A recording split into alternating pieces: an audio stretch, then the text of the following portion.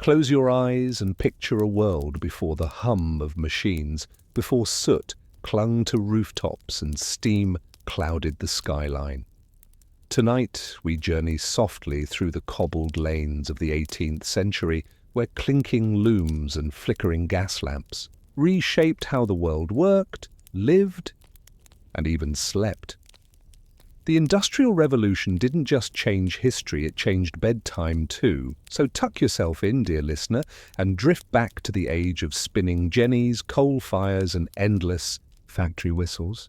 Hit play, breathe slow, and let boring history for sleep guide you gently through the gears of the past. Don't forget to subscribe for more sleepy stories from the dusty corners of time. You step into the mill again, only now the shape of the year. Day has sharpened. The bell no longer simply calls, it commands. A board of rules hangs beside the door where tokens are collected to prove attendance, and the hour is marked by something more precise than intuition. You notice how this precision falls on people unequally. Those closest to the gate arrive earliest, though not always by choice. The cheapest cottages are often the farthest and the dampest, a half-hour's walk through lanes that flood in winter. Inside, the loom rooms and spinning floors are laid out with a careful geometry, each aisle measured, each frame numbered, each worker's station implicit in the machinery's arrangement. It is not that a person is reduced to a number, it is that the numbers are everywhere, and you are expected to fit within them. Managers measure output quietly, noting how many cops of yarn you tend, how many picks of the shuttle you make, how often your threads break. Even the rests are measured. A break for bread is not taken when you are hungry, but when the clock says it is time to eat.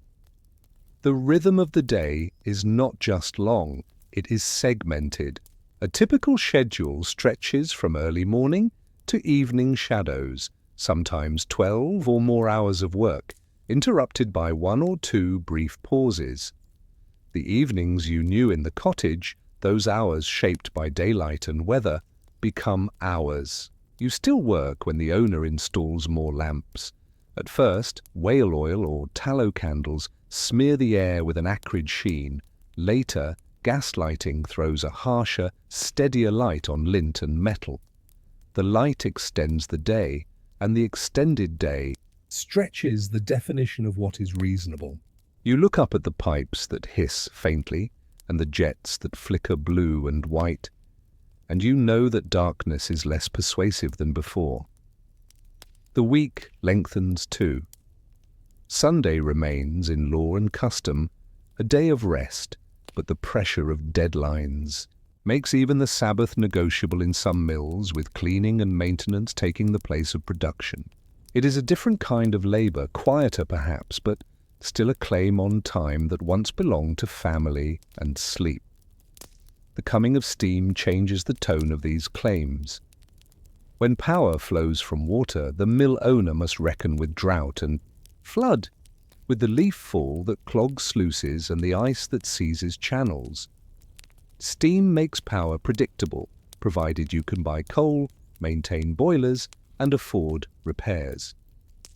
The engine house becomes the heart of the complex, thumping through the day, its flywheel spinning with a serene indifference to the weather.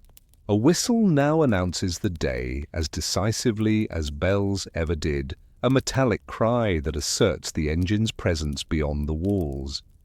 You sense that steam does not just power the frames, it powers expectations. When an engine runs, it must run. Efficiently, and efficient running is expressed again in time. Shifts can be extended into dusk and service the night. Where water once set limits, steam erases them, and the erasure shows up not only in output but in attention, in the way a worker's body is scheduled across hours that feel longer because they are self-consciously measured.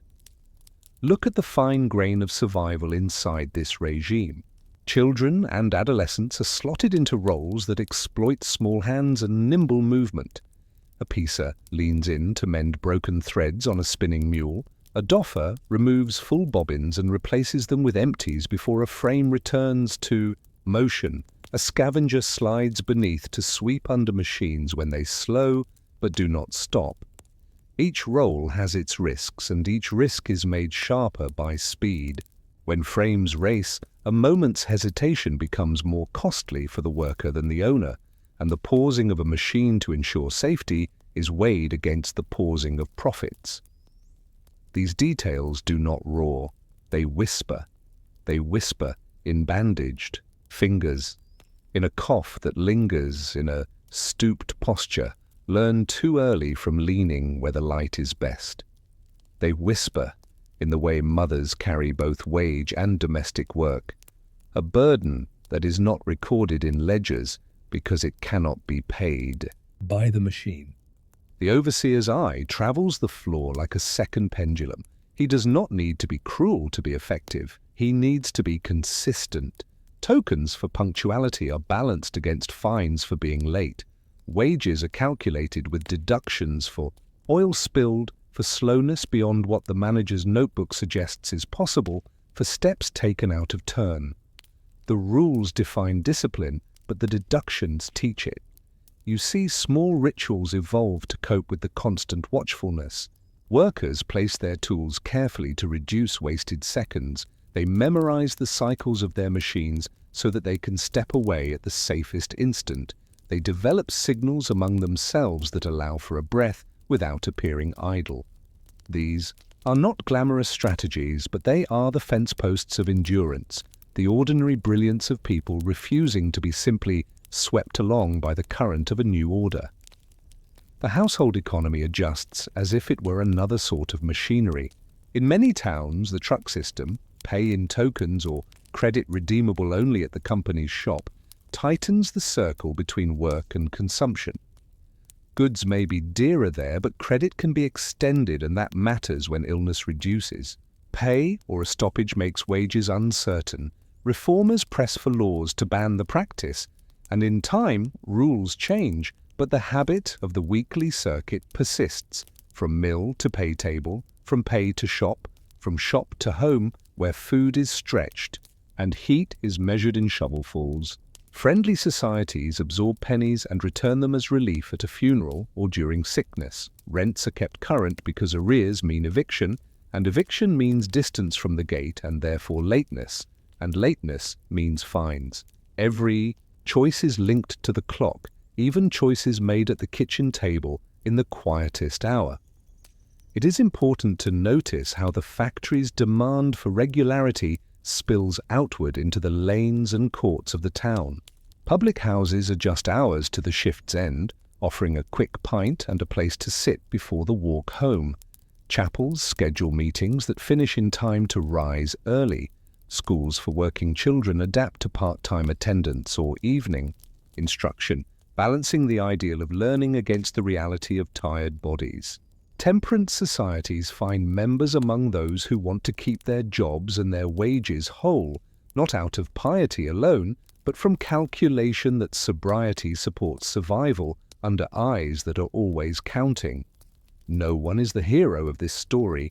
Survival itself is the achievement week after week, year after year, within constraints that demand obedience, yet still leave room for small adjustments. Steam creates a broader promise as well as stricter demands. It allows mills to be built away from rivers, closer to coal and closer to the emerging webs of roads and rails that will carry goods to distant markets. It makes the factory's clock more similar in different places because the same kind of engine beats the same kind of hour across towns that once had distinct tempos. Owners form associations, sharing best practices not only in engineering but in the governance of labor. How many hours can be pressed from a day, how wages can be structured to secure pace without causing revolt, how rules can be written to satisfy magistrates. This sharing of method standardizes not only machines but expectations.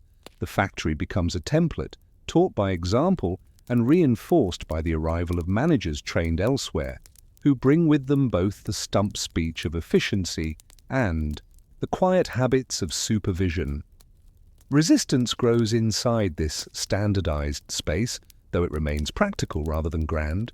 Workers draw together to petition for a later start or an earlier end, for a longer dinner break, for the dismissal of an overseer who confuses cruelty with diligence. Women, who often hold both wage work and domestic work in the same day, become skilled negotiators, bargaining informally for consideration when a child is ill or a parent is dying. Sometimes these negotiations fail, and a family has to rearrange its members across different mills, balancing owners' reputations for severity against the need for steady work.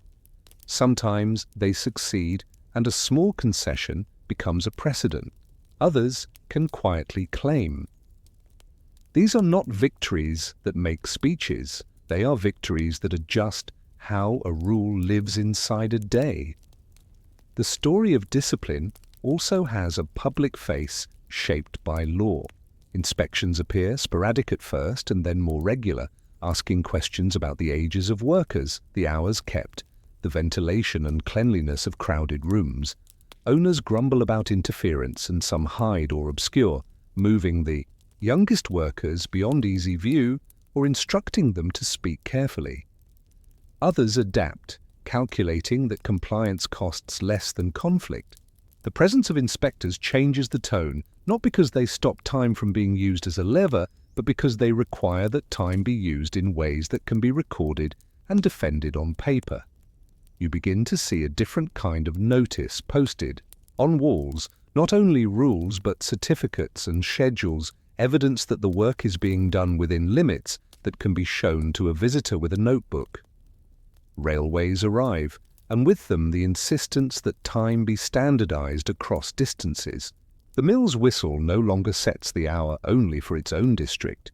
The town's clocks are adjusted to railway time so that trains keep to their timetables and connections are not missed.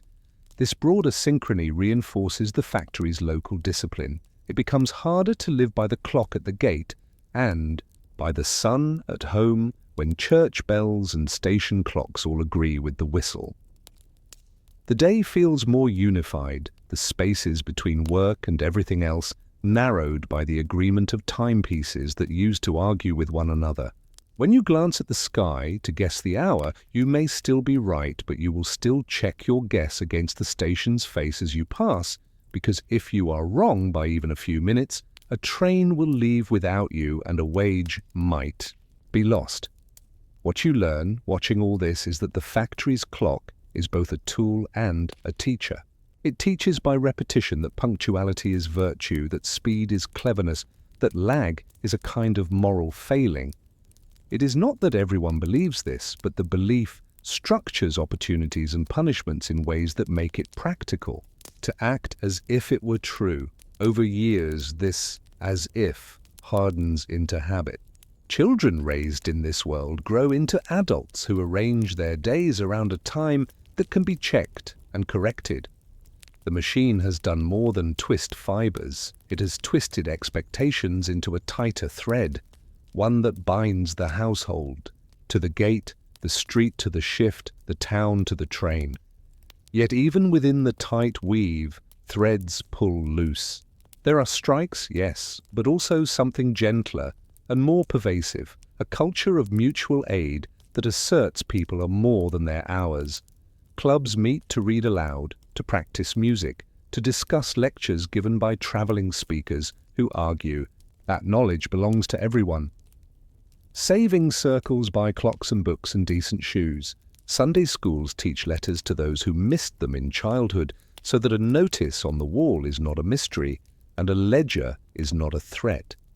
These do not overthrow the clock, but they give people the sense that time can be used for something other than production. The quiet determination to find meaning outside the mill is as much a part of the industrial transformation as the iron beams and brick stacks that define skylines. So you return to the unresolved edge of the story, where a question lingers like the steam that drifts from vents on a cold morning. If time has become the central material of work, measured, monetized, disciplined, what possibilities remain? for bending that time toward purposes chosen by workers themselves, and what new forms of community might grow from the careful cultivation of minutes reclaimed from the whistle's call. Now you follow the clock into its next life, when control of time itself becomes the subject of public argument. The notion that a day might be shorter than the longest day owners can extract feels, at first, like an ambition rather than a plan. But ambition takes shape when it is measured. Movements form around numbers: 10 hours instead of 12, a half day, on Saturday instead of a full stretch, regularized meal breaks that are more than gestures. You see handbills, petitions, and meetings in halls where air and ideas are equally thick. The point is not only relief, it is principle. If time has been claimed and shaped by employers, then time can be negotiated and partly returned. Laws begin to reflect this shift not in a single leap, but in small adjustments that mean everything on the floor. The visibility of time on walls, in schedules, in logs, makes it something that can be publicly discussed and altered. Without that visibility, arguments for change would drift. With it, they latch onto facts and drag them forward. In mills, shorter hours do not automatically mean less intensity. Owners, faced with a reduced window for production, reorganize tasks to raise output per hour. The pace at which looms clatter increases not with extra hands but with tighter coordination. The self-acting mule appears, an elegant yet implacable machine that reduces the need for highly skilled spinners and redistributes roles toward tending and piecing. Ring spinning follows, steady and suited to different fibers. These innovations are not only technological, they are temporal. They aim to compress the same or greater production into narrower slices of the day. You watch a paradox take root. The day is shorter, but the hour is thicker, each minute packed more tightly with action, each worker asked to be more alert, more consistent, more machine-like in attention, while remaining human in fragility. Standard time, imposed for railways and adopted by towns and factories, becomes almost invisible as a victory of order over confusion. Yet its invisible nature is precisely its power. Once noon is no longer wherever the sun stands highest, but where the agreed-upon clock points. Negotiations over hours take place on a terrain everyone recognizes. The lunch break occurs at the same moment for all, and a stoppage to protest conditions can be timed to maximum effect with trains and crowds. The social life of the town aligns more easily with the factory day, and that alignment makes changes ripple further. Saturday half-days, adopted in some districts, open a space for markets and leisure that was not just rest, but commerce and community. The emergence of a weekend, a bounded, predictable period when work pauses, owes as much to factories and railways as it does to custom, and you can trace it in the routines that people come to cherish. The home becomes a different sort of workshop under these conditions. With evenings slightly freer, even if the hours are more intense, domestic tasks can be scheduled more predictably. Wash day can be chosen rather than imposed by exhaustion. Mending can be planned rather than snatched. Women's labor remains. The net that catches what the wage world drops, but the net can be stretched in different ways when the day's end is known in advance. Some households reintroduce small-scale production at home as a supplement to wages, sewing, knitting, making candles, or soap, precisely because the predictability of stops and starts allows for more stable side work. The boundary between factory and home is still a seam, and people stitch across it for survival with the same care they bring to cloth. The long echo of the factory clock reaches beyond manufacturing.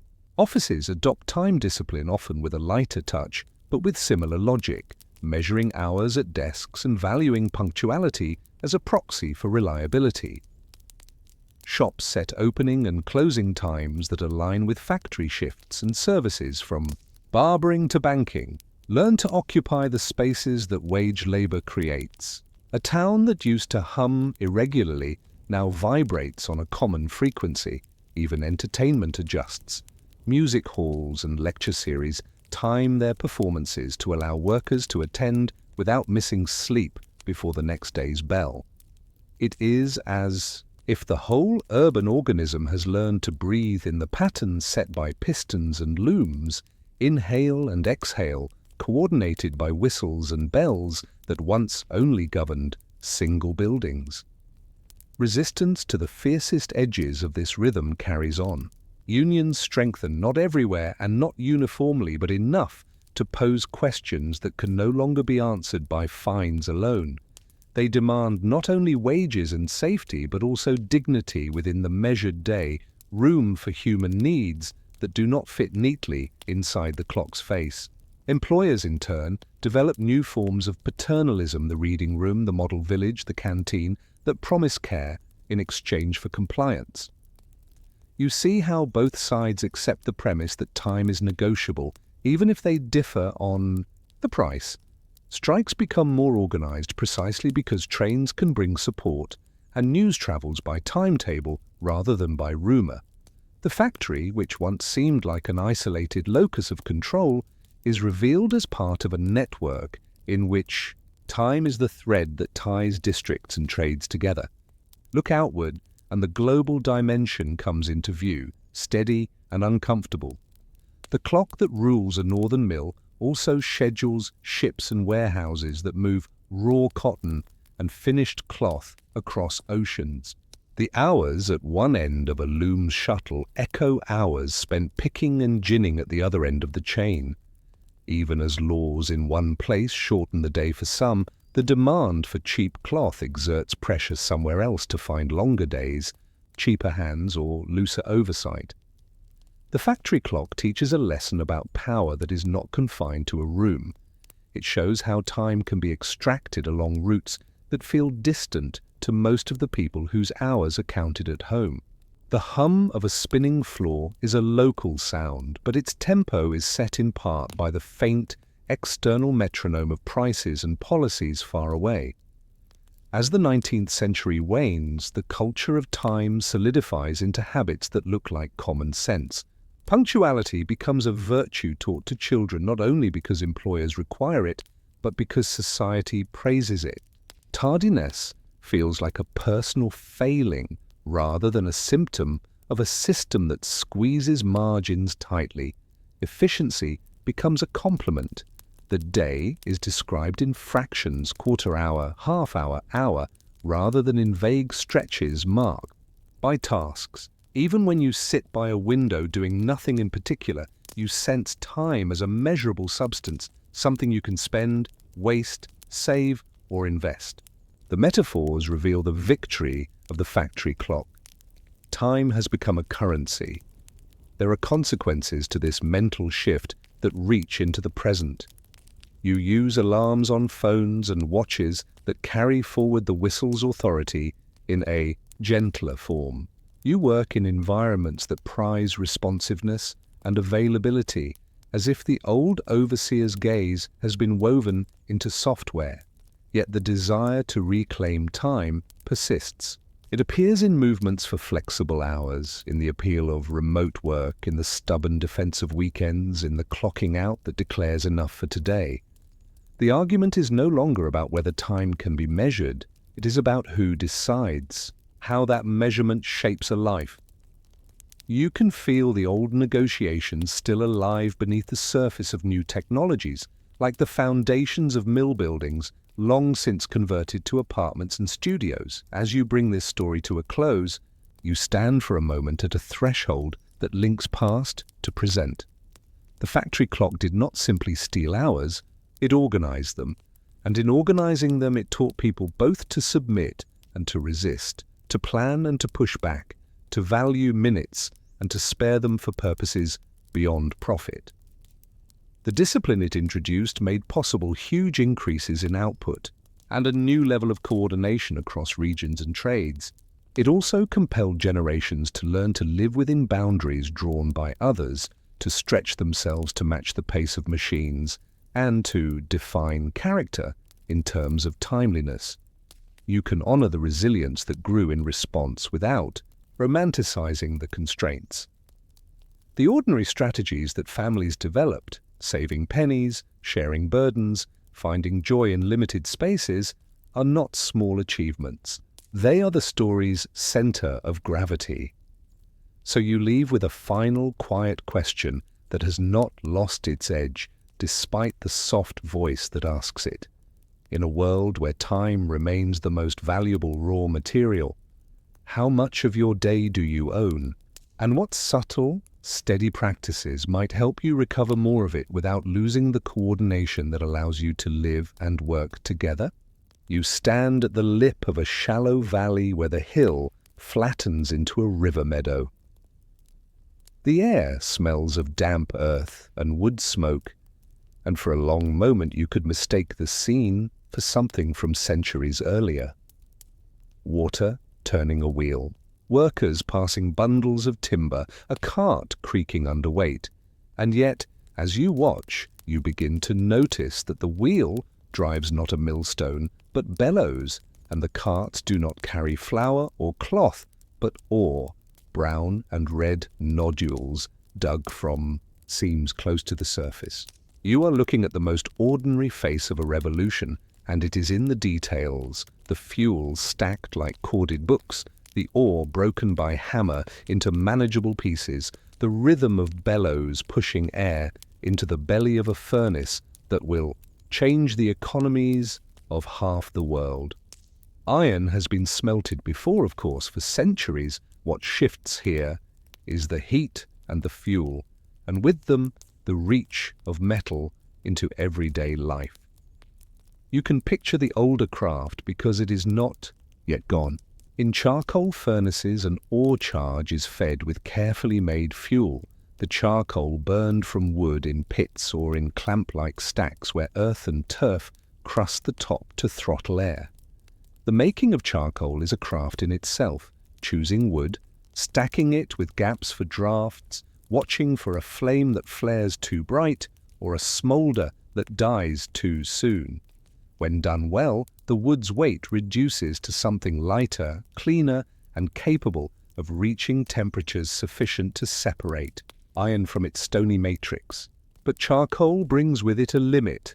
Woodlands can be exhausted, transport is slow and costly, and a nation with growing ships and cities finds timber demanded by many masters. You notice the tension in ledgers and in the language of laws meant to preserve forests. Iron wants more fuel, other trades want the same, and the countryside cannot endlessly supply both. Then comes the change you can smell before you can see it. Coal enters the story not as lumps thrown directly into a furnace. Coal is smoky, full of impurities that threaten to weaken the metal, but as coke, coal's altered cousin, burned down in its own carefully managed fires so that sulfur and other undesired guests are driven off.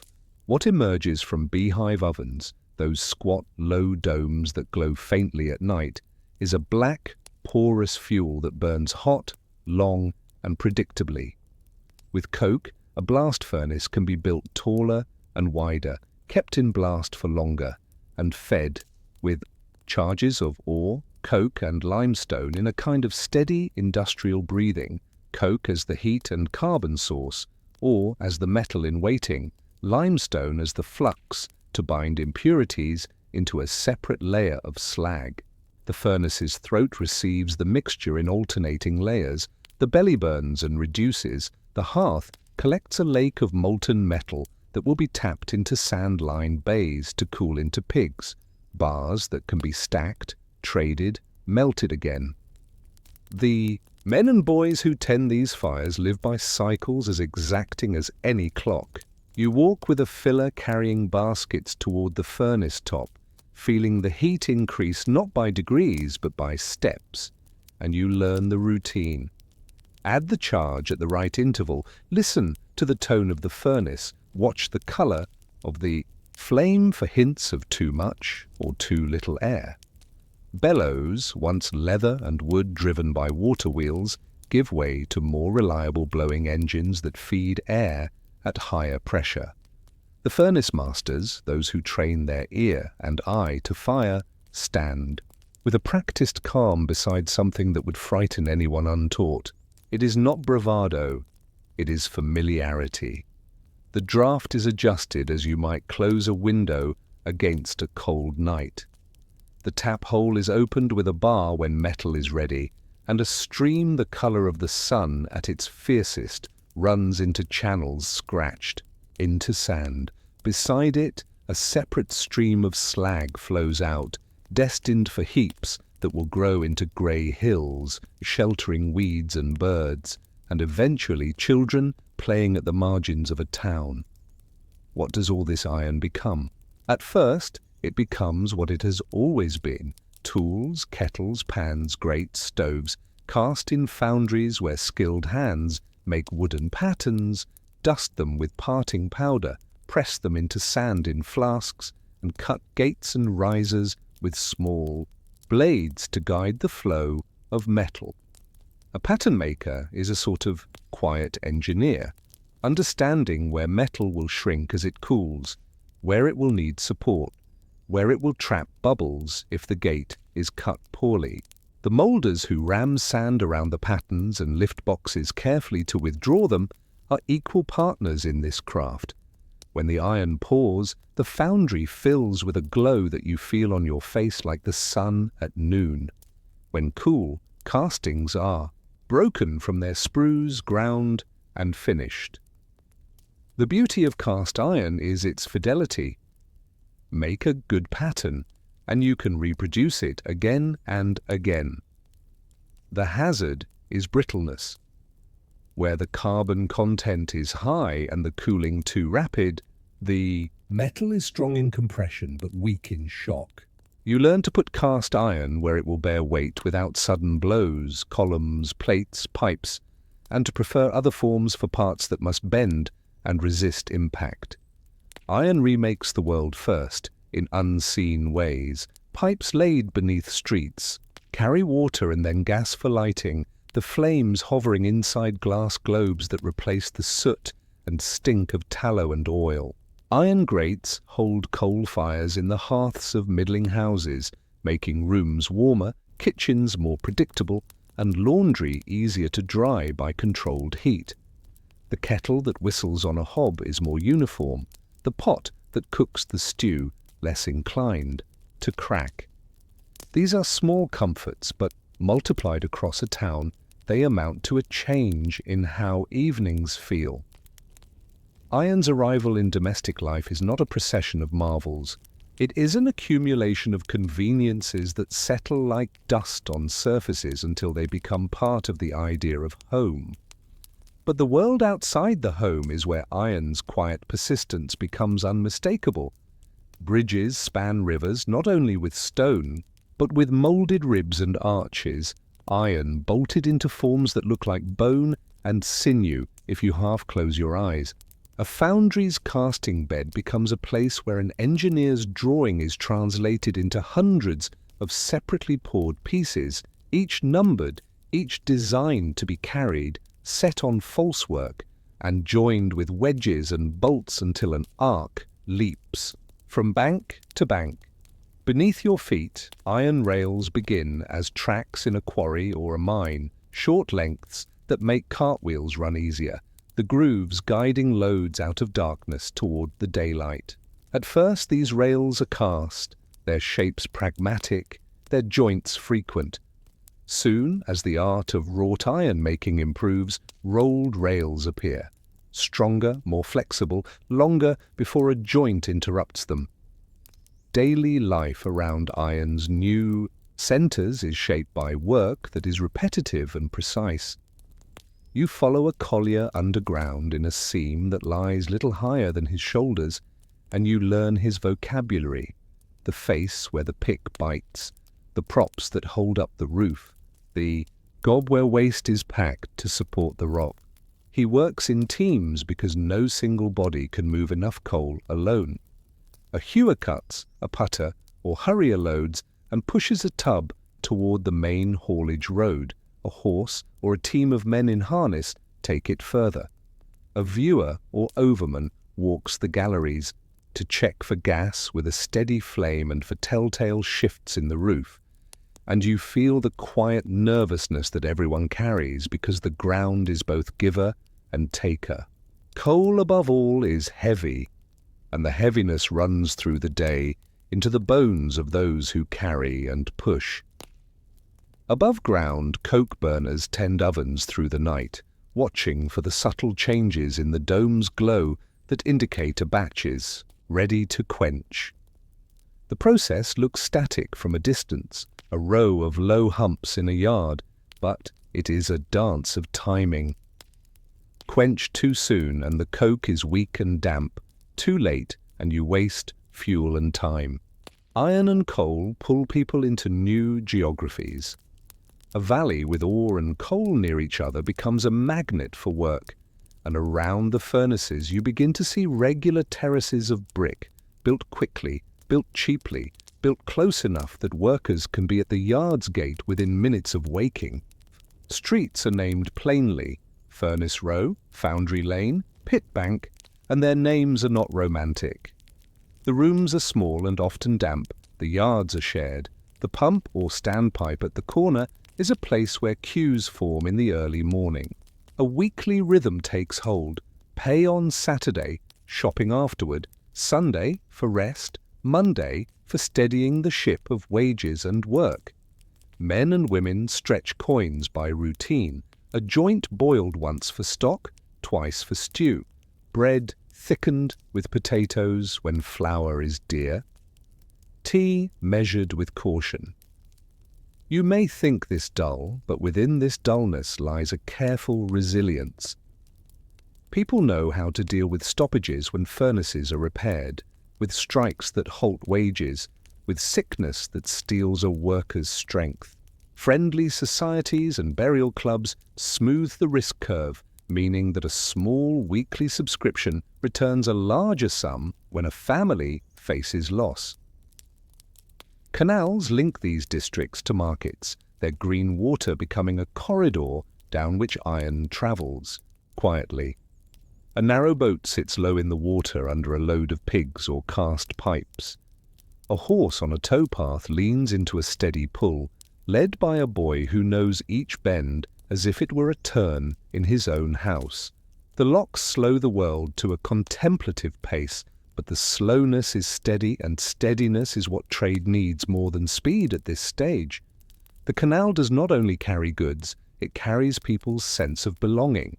Families that have known one valley learn the names of lock keepers a week's journey away. Workshops upstream supply parts to foundries downstream, and the towpaths become social as well as commercial arteries. News and gossip drifting between places that otherwise would be strangers to each other. It is easy to celebrate the inventors, and you may wish to because their names gather easily to memory. Yet even as you acknowledge those who perfect new methods, smelting with coke, refining with stirring and air, rolling metal rather than hammering it, you should return to the floor and the yard and the kitchen table.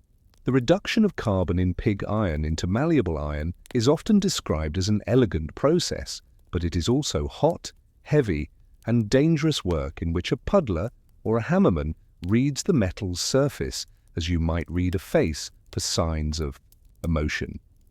The refining of iron into bars that will roll into rails or be forged into anchors is not a discontinuous leap, but a chain of tasks, each executed by someone whose name is not in books. The results are practical objects: keys, hinges, grills, grates, that keep buildings working, ships safe, and homes livable.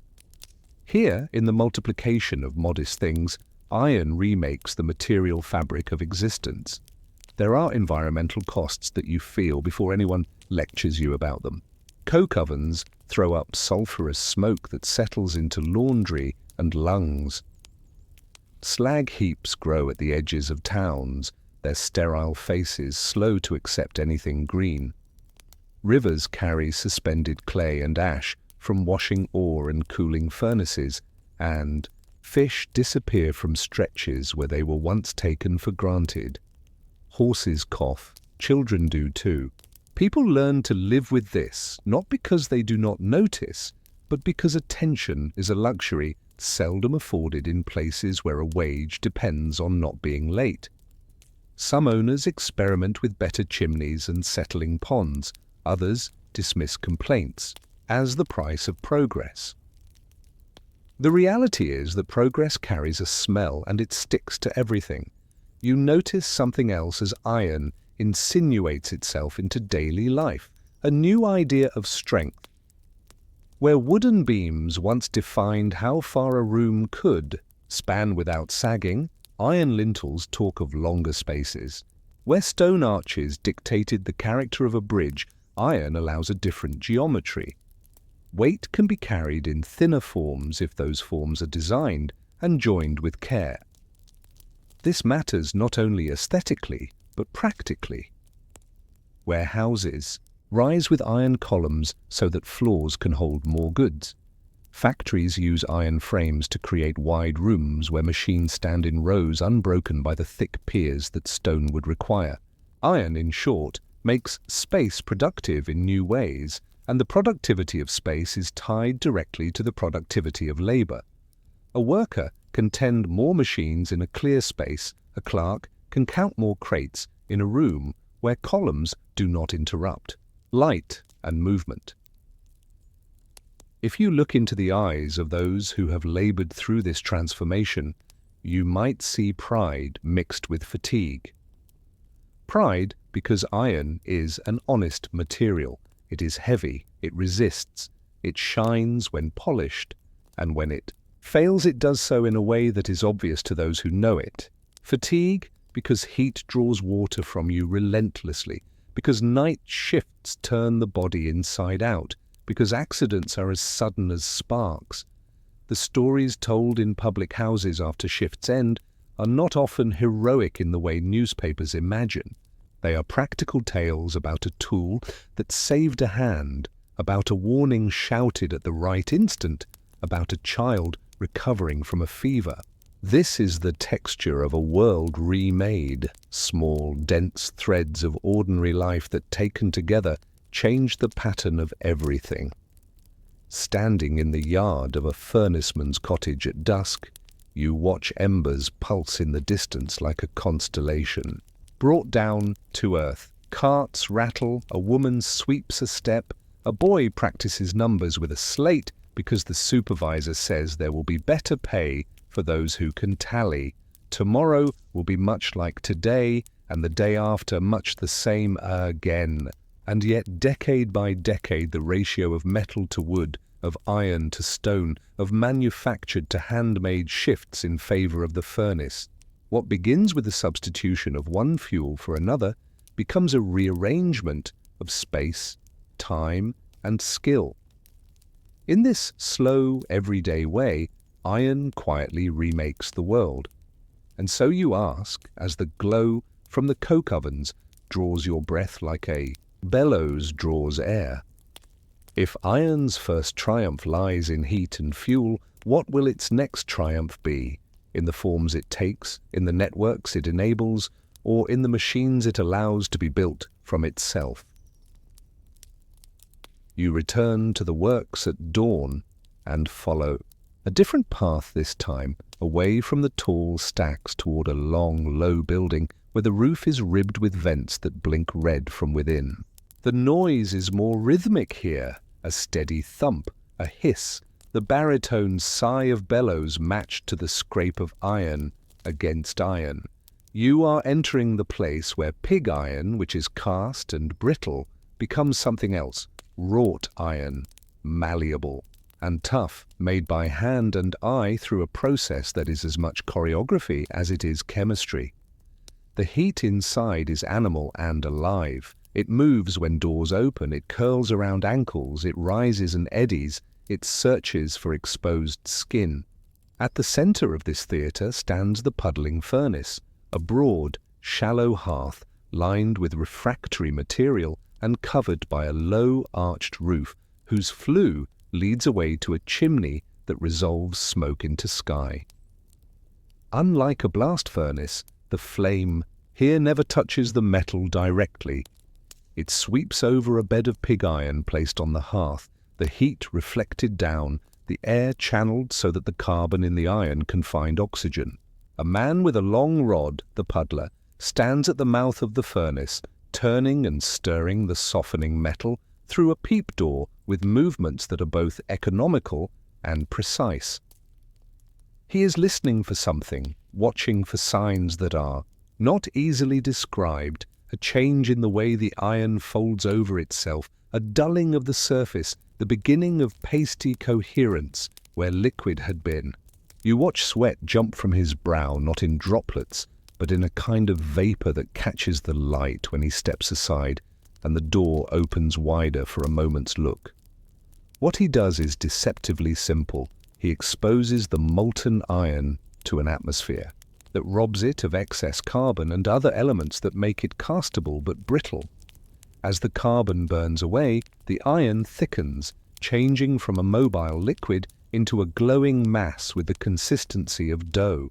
At a certain point known to him by sight and feel, he works the mass into balls, blooms, that can be lifted with tongs and carried without breaking apart. There is no instrument measuring the carbon content, no gauge displaying a readout. The puddler's knowledge lives in his wrists and shoulders, his eyes and nose. Too soon, and the metal remains impure. Too late, and it overcooks, its fibers shortening, its usefulness compromised. The skill is a human clock set to the tempo of oxidation. From here, the bloom moves quickly. It is carried to a forge hammer. First, a water wheel-driven tilt hammer. Later, a steam hammer that falls with tremendous control and beaten to squeeze slag out and to consolidate the iron's fibrous structure. Then the half-solid mass, still at heat, is run through rollers, long cylinders with grooves that shape the metal into bars, plates, rods, or rails in a series of passes that reduce thickness and increase length. Rolling is the practical geometry of strength. A bar is not just a bar. Its cross-section determines how it will bear a load. A rail's head, web, and foot, terms that will become commonplace, are expressions of how iron wants to carry weight and how wheels want to meet rails without chewing them to pieces.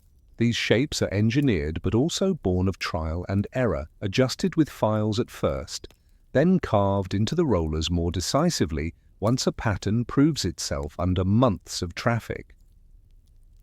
You pay attention to the interlocking skills that make this possible. A roller must judge temperature by color because the metal must be neither too hot, where it behaves sloppily and tears, nor too cool, where it resists and cracks.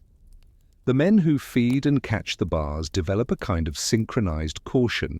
They have one eye on the metal, another on each other's hands, and a third, metaphorical eye on the roller's nod, which signals the next pass. Variations in heat across the bar's width can be compensated by subtle lifting or twisting that equalizes the roll. Bars are cut to length with shears, the ends squared, the surfaces examined for flaws that reveal hidden slag. Any defect is not only a blemish in a bar that will become a chain or a rivet, it is a future failure under strain. Once rolling and forging become regular, standardization follows. You watch as gauges are introduced, templates hung on walls, bundles tied with labels that tell a purchaser what to expect before a crate is ever open. A builder who orders angle iron, flat bar, or T-section expects not an approximation but a dimension that matches a drawing. The vocabulary of size becomes part of daily speech in yards and on sites, and it travels beyond the metal works into the offices where clerks tally bills of lading, and into the shop floors where machinists build parts that must fit others they have never seen. The world's objects begin to greet one another with a new ease because iron has been taught to accept regularity as a virtue. Rails deserve their own pause in your attention because they do something magical in a very boring way.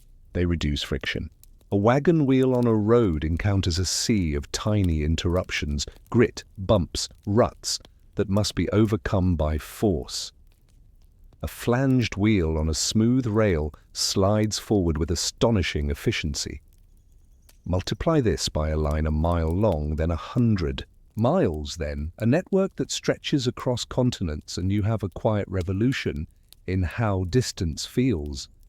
Iron makes it possible not only by being strong, but by being repeatably strong, a rail that bends like its brothers, that wears in, the same way that bolts to the next without a step allows motion to become predictable. Predictability is the friend of schedules, and schedules are the skeleton of modern life. Before rails carry trains at scale, iron's discipline has already reshaped ships and boilers, and here the story moves to workshops where plates are curved and riveted into cylinders that must hold steam under strain. The making of a boiler is an exercise in humility for everyone involved, because failure is loud, sudden, and unforgiving. Plates must be rolled to true circles, seams overlapped with a careful pitch of rivets that balances strength against material cost, holes drilled cleanly so that stress does not concentrate and tear. Safety valves must be set, gauges calibrated, by a man whose reputation is not merely professional but moral in the eyes of those who entrust their lives to numbers on a dial. Shipyards learn to prefer iron hulls for certain routes, because they can be built to precise plans and repaired with predictable methods, plates removed and replaced like bones reset after a fracture. Iron anchors do not rot, iron chains do not unravel. Iron frames in hulls give shape to spaces where engines sit like beating hearts. You count the new trades that arise because iron wants persons to tend it. Riveters with their hammers and dollies, caulkers who peen seams to seal them, boilersmiths who speak in a tongue of stays, stays, and more stays, platers who can read a drawing upside down from across a yard and still mark a plate to within a hair's breadth. In each of these niches, knowledge passes hand to hand long before it is written, and it arrives at apprentices as habit first. This is how you hold a set. This is when you lift. This is when you push away and let the heat pass. The routine appears boring until you realize it is how risk is managed, boredom as a triumph over accident. The landscape in iron-making districts shifts with the demand for these specializations. Towns expand around yards, sounding with the clang of plates set on trestles, the chatter of rivets driven red and cooling to black as they cinch tight. Streets fill at shift changes with men whose hearing is less than it might have been, but whose sense of timing is graceful in other ways. Small economies spring up to meet their needs, barbers who finish in 10 minutes because there is a whistle to answer, bootmakers who know how to resole work shoes with iron tips that spark on cobbles, milky tea houses where a kettle does not stop boiling from before sunrise to after dark. Houses advertise lodgings for single men, and kitchens that can stretch stew for one more plate become small miracles of arithmetic and love. Not every story in iron goes smoothly. Impurities in ore, phosphorus, sulfur, cause plates to crack, along seams under cold or stress. A batch of pigs from a new source behaves unpredictably in the furnace, forcing the puddler to curse and adjust, and sometimes to discard what cannot be redeemed. Prices for coal and iron fluctuate with wars, with credit squeezes, with speculation far from any furnace or shipyard. In times of slump, works close or go to short time. In times of boom, orders swamp capacity and accidents climb with speed. You see how brittle prosperity can be when built on heat and hammer alone. Families learn to pivot, taking in laundry, mending, moving from yard to yard, or returning to a farm relation for a season when the noise falls to silence and the rent still must be paid. This fragility sharpens a particular kind of solidarity. Men who stand at the same furnaces and hammers know who can be trusted and who cuts corners.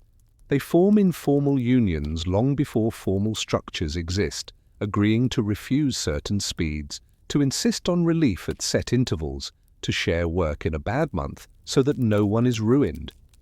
Women who run households with military discipline, in neighborhoods where every penny has a job, form their own networks of care. Coins lent and returned, meals shared when a baby arrives, watch kept when a husband is late from the yard. When formal associations grow stronger, they carry forward this spirit into written rules and paid benefits. But the heart of it remains the same, a recognition that iron is both powerful and demanding, and that the demand is best met together. One day, you lift your eyes to consider the breadth of change wrought by rolling mills and forges. You can see that iron has taught people a new way to think about strength. It is not only about hardness or weight.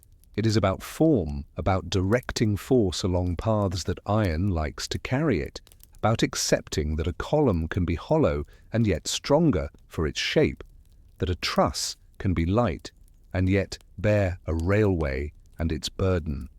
The mind that designs such things learns to see in cross-section, to imagine stress flowing like water through arcs and angles. That mental habit becomes common beyond engineering. Clerks think in grids, weavers in thread counts, workers in shifts and measures. Regularity becomes a virtue because it enables things to fit. All this leads you to a threshold. Standing with the heat at your back and the rolled bars cooling to dull red on racks, you can sense that iron has done much, but the world is asking for more. More span, more speed, more economy, more resistance to fatigue. The experiments in turning iron into steel on a large scale begin to stir, and engineers speak of new processes that might take what is good in iron and strengthen it further without losing its malleability. You may wonder, as the rollers wind down and the workshop settles into the softness of evening, whether the age of iron is a destination or a bridge, and if it is a bridge, whether crossing it will change the people who have learned to live by its discipline as much as it will change the things they build. You follow the rails out of the works and into the world they connect. At first they run beside canals because old routes have a logic that new ones rarely overturn at once. Then they diverge, taking grades steeper than water would allow, cutting tunnels where hills once dictated detours, raising embankments that stitch valleys into a single, higher ground. Here you meet the people who lay the track, a population in motion known for their strength, their speed, and their habit of making a camp into a village in a week. They are not ethereal figures, they are men with shovels and picks, women who keep tents in order and food on plates, children who learn the shape of a worksite before they learn the shapes of letters. The sound of their advances tamping and hammering, the steady rhythm of chairs spiked to sleepers and rails bolted end to end, the song of toil that marks time, not in hours, but in yards of line completed. The railway is a system of iron at every scale. The engines are iron boilers and frames, the carriages rest on iron wheels turned with the accuracy of watchmaking, scaled up 100 times. The bridges carry loads across spans with iron trusses whose members meet in riveted gussets, as neatly as bones at a joint. Even the signals that govern movement wave on iron posts, and the telegraph lines that accompany the rails, because speed wants communication, string iron and copper across the countryside in wires that hum when the wind is right. A station master stands on an iron-railed platform, checking a watch whose case, more often than not, is not iron, but carries inside a balance spring that demands the same care in its making. When a train leaves on time and arrives on time, it confirms that iron has made time itself more obedient to the will of a schedule. The consequences of this obedience are profound and strangely quiet. Markets synchronize. A farmer in one county can ship goods to another and have confidence in prices that move more slowly down the line because information now moves as quickly as trains do. A manufacturer can promise delivery on a date and organize labor and materials accordingly. Shops begin to advertise goods from far away as if they were local because the line between local and distant blurs when the journey happens overnight. You see oranges where you did not expect them, printed cottons with patterns from places most buyers will never visit, machines whose parts were made in 3 towns and assembled in a 4th. The railway's web tightens, and the iron underneath. Your feet bears not only weight, but promise. In towns where iron is made into rails, plates and pipes, life remains measured by shifts, yet there is a new regularity in public entertainments that fills the small gaps left between work and sleep. Music halls set performance times to allow workers to attend without missing the last train home. Football clubs form, and matches begin at hours that fit the week's pattern. Public lectures by traveling speakers, scientists, moralists, reformers find audiences whose appetite for knowledge is matched by the predictability of an evening. Libraries open where a worker can borrow a book after a day at the works. You feel the soothing rhythm of these routines, the way they ground a life that might otherwise be all heat and noise.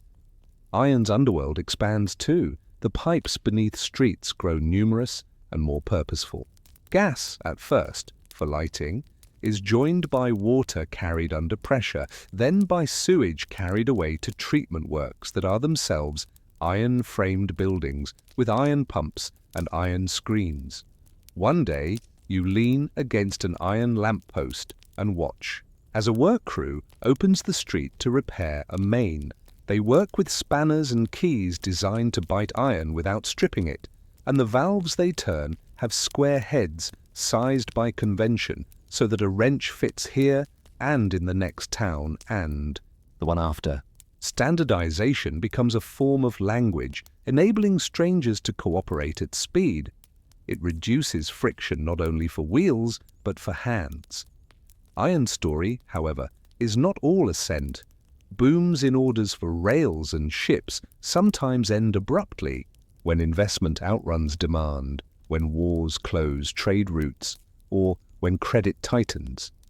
In those moments, you walk through a yard where the hammers have fallen quiet and hear only the faint echo of what was, and you understand how closely a household's stability is tied to the motion of goods far away.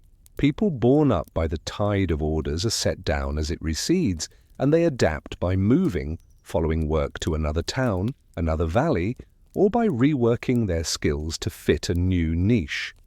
A riveter becomes a plumber, a ship plater becomes a maker of tanks for a chemical works, a hammerman turns to the heavy repair trade. The flexibility is not romantic, it is survival. Migration makes new neighborhoods. You can mark their origins in the churches and clubs that bloom along certain rows, in the groceries that carry foods not previously seen, in the accents that mingle on payday queues. In iron towns, communities learn to live with difference because iron asks for bodies more than it asks for backstories. Schools fill with children who, a generation later, will call themselves natives of a place their grandparents only meant to visit for a season. The ironworks mark time in their own way. Tall stacks rise and fall, sheds lengthen, cranes appear, and then, in a downturn, parts of the skyline are dismantled, their girders and plates sent to other towns to be used again. The landscape is a palimpsest, written and rewritten in iron. In the margins of this continuity, experiments move the material from one age to another. Furnaces are built larger and more efficient. Hot blast is introduced to preheat the air for smelting, reducing fuel consumption and strengthening the reaction. Ores once deemed too lean are blended to produce good metal. The refining processes that turn brittle iron into malleable iron are questioned and refined themselves, making way for new methods that change the metal's character more profoundly. You hear engineers and chemists argue in plain words about carbon and oxygen, about the influence of certain elements in minute quantities, about how heat and flow and time conspire to produce either strength or weakness. Their debates become factories in due course because iron's world now moves from idea to workshop faster than it once did. A factory of another kind arrives at the edge of the iron district, a place dedicated to making machines that make other machines. Lathes grow larger, planers travel back and forth over plates the size of rooms, drills stand like trees, and each of them is framed in iron, driven by belts that loop and spin from line shafts. Here, the inch and the thousandth of an inch shake hands, and the precision needed to make parts interchangeable becomes routine. You watch a worker file a bearing surface and check it with a square as tenderly as a watchmaker might inspect a jewel. The romance of this work, if you insist on finding it, is in the exactness in the way error is reduced by habit and attention rather than by inspiration. The result is a world in which parts swap places as if they were siblings, in which a broken rod can be changed out in a remote town because the rod made there is like the rod made here. Iron enables the machine age, and the machine age enables iron to be made with even greater discipline. You might expect the story to end here with a crescendo, but in keeping with the theme of how the world truly changes, the crescendo resolves into a new pattern rather than a climax. A new material begins to step into iron's shoes, steel produced at a scale that makes it rival wrought iron for price and surpass it for strength. Processes are devised to remove carbon quickly and add it back in measured quantities to adjust other elements to produce billets and plates that stand strains that iron cannot bear without deforming. Bridges grow longer and lighter, ships larger and faster, rails that once broke under loads hold their lines with fewer repairs. Iron does not vanish, it takes a subordinate but vital place, still used where its qualities suit the task, still made in vast quantities, still shaping daily life beneath the notice of those who walk over it. The age of iron, you begin to see, trained people to live in an age of steel. What remains with you after all the heat and noise is a quiet lesson in how change happens. It happens in shifts begun before dawn and ended after dark. It happens in a woman's careful construction of a weekly menu to match a wage packet after deductions. It happens in a puddler's turned wrist, in a roller's nod, in a boy's walk along a towpath at a steady pace a horse can keep for miles. It happens in the slow acceptance of gauges and standards, in the spread of habits that make cooperation easier, from the tapered thread on a pipe fitting to the agreed-upon width of a rail. It happens in the willingness to plan for a future. That looks a lot like today, because planning is itself the confidence that tomorrow will follow a schedule. Iron quietly remade the world by teaching it steady habit. You step away from the works at last and feel the cool of a field beyond the smoke's reach. In the distance, a train passes with a sound like a long breath, wheels singing on rails that shine in two lines of grey. Somewhere, a boiler's safety valve whispers, somewhere else a set of rollers wind down to silence, and in homes along narrow streets 100 kettles boil. The world feels ordinary and strong, as if its bones have been reinforced by something you rarely see and seldom celebrate. Yet the open question follows you like a shadow, patient and mild. If iron taught people to live by schedules and standards, to accept the bargain of strength for discipline, what do you now build out of metal and out of habit that will last as long and serve as quietly? And do you notice the cost and the grace in equal measure? You arrive where a lane meets a widening street, and feel the pressure of people around you: carts, barrows, apprentices carrying crates, a woman with a basket of coal, and a boy who looks up to read the time from a public clock because work begins when the hand is in a certain place. The air is thicker than the fields, warmer even in winter, and carries a scent that is an inventory rather than a single smell. Horse, coal smoke, soap boiled thin, cabbage, damp wool, and something sour beneath it all. A city is an organism that eats fuel and expels waste, and you notice its mouth and lungs first. Coal arrives in sacks hoisted from barges up steps blackened by years, and it exits as soot that settles on windowsills and laundry. Water arrives in pipes that don't always reach every house, and it exits into gutters and cesspools that don't always hold what they should. You see not a crisis, but an ongoing negotiation between private needs and public systems, only partly formed. In older quarters, water is fetched rather than delivered. Women queue at pumps with pails, comparing prices at standpipes, where households pay for a measure and calculate whether to wash today or wait. A maid might carry 2 buckets at a time with a wooden yoke across her shoulders, turning the task into a balanced walk that is safer for the spine and faster for the schedule.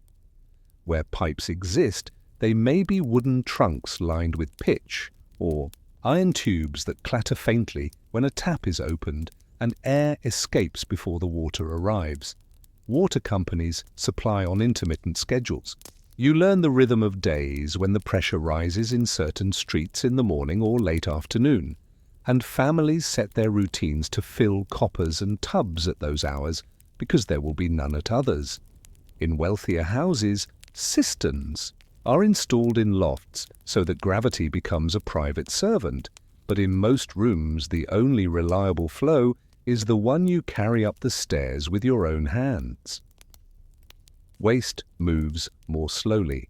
Cesspits are brick-lined holes beneath yards and floors meant to hold what is flushed or poured until a man with a cart comes at night to remove it. He is called a night soil man, and his trade is both necessary and despised, a task done when others sleep. The buckets carried through alleys and across courtyards with discretion learned by practice. In dry spells, pits crack and leak. In rainy weeks, they brim and seep, and you notice which doorways smell sharper. There are privies, shared by multiple households, 1 door for a dozen people, and slabs with holes that require a kind of patience not all neighbours possess. Where space is tighter, a covered pail is the compromise, a removable bowl that is cleaned if the schedule is kept and that overflows if it is not.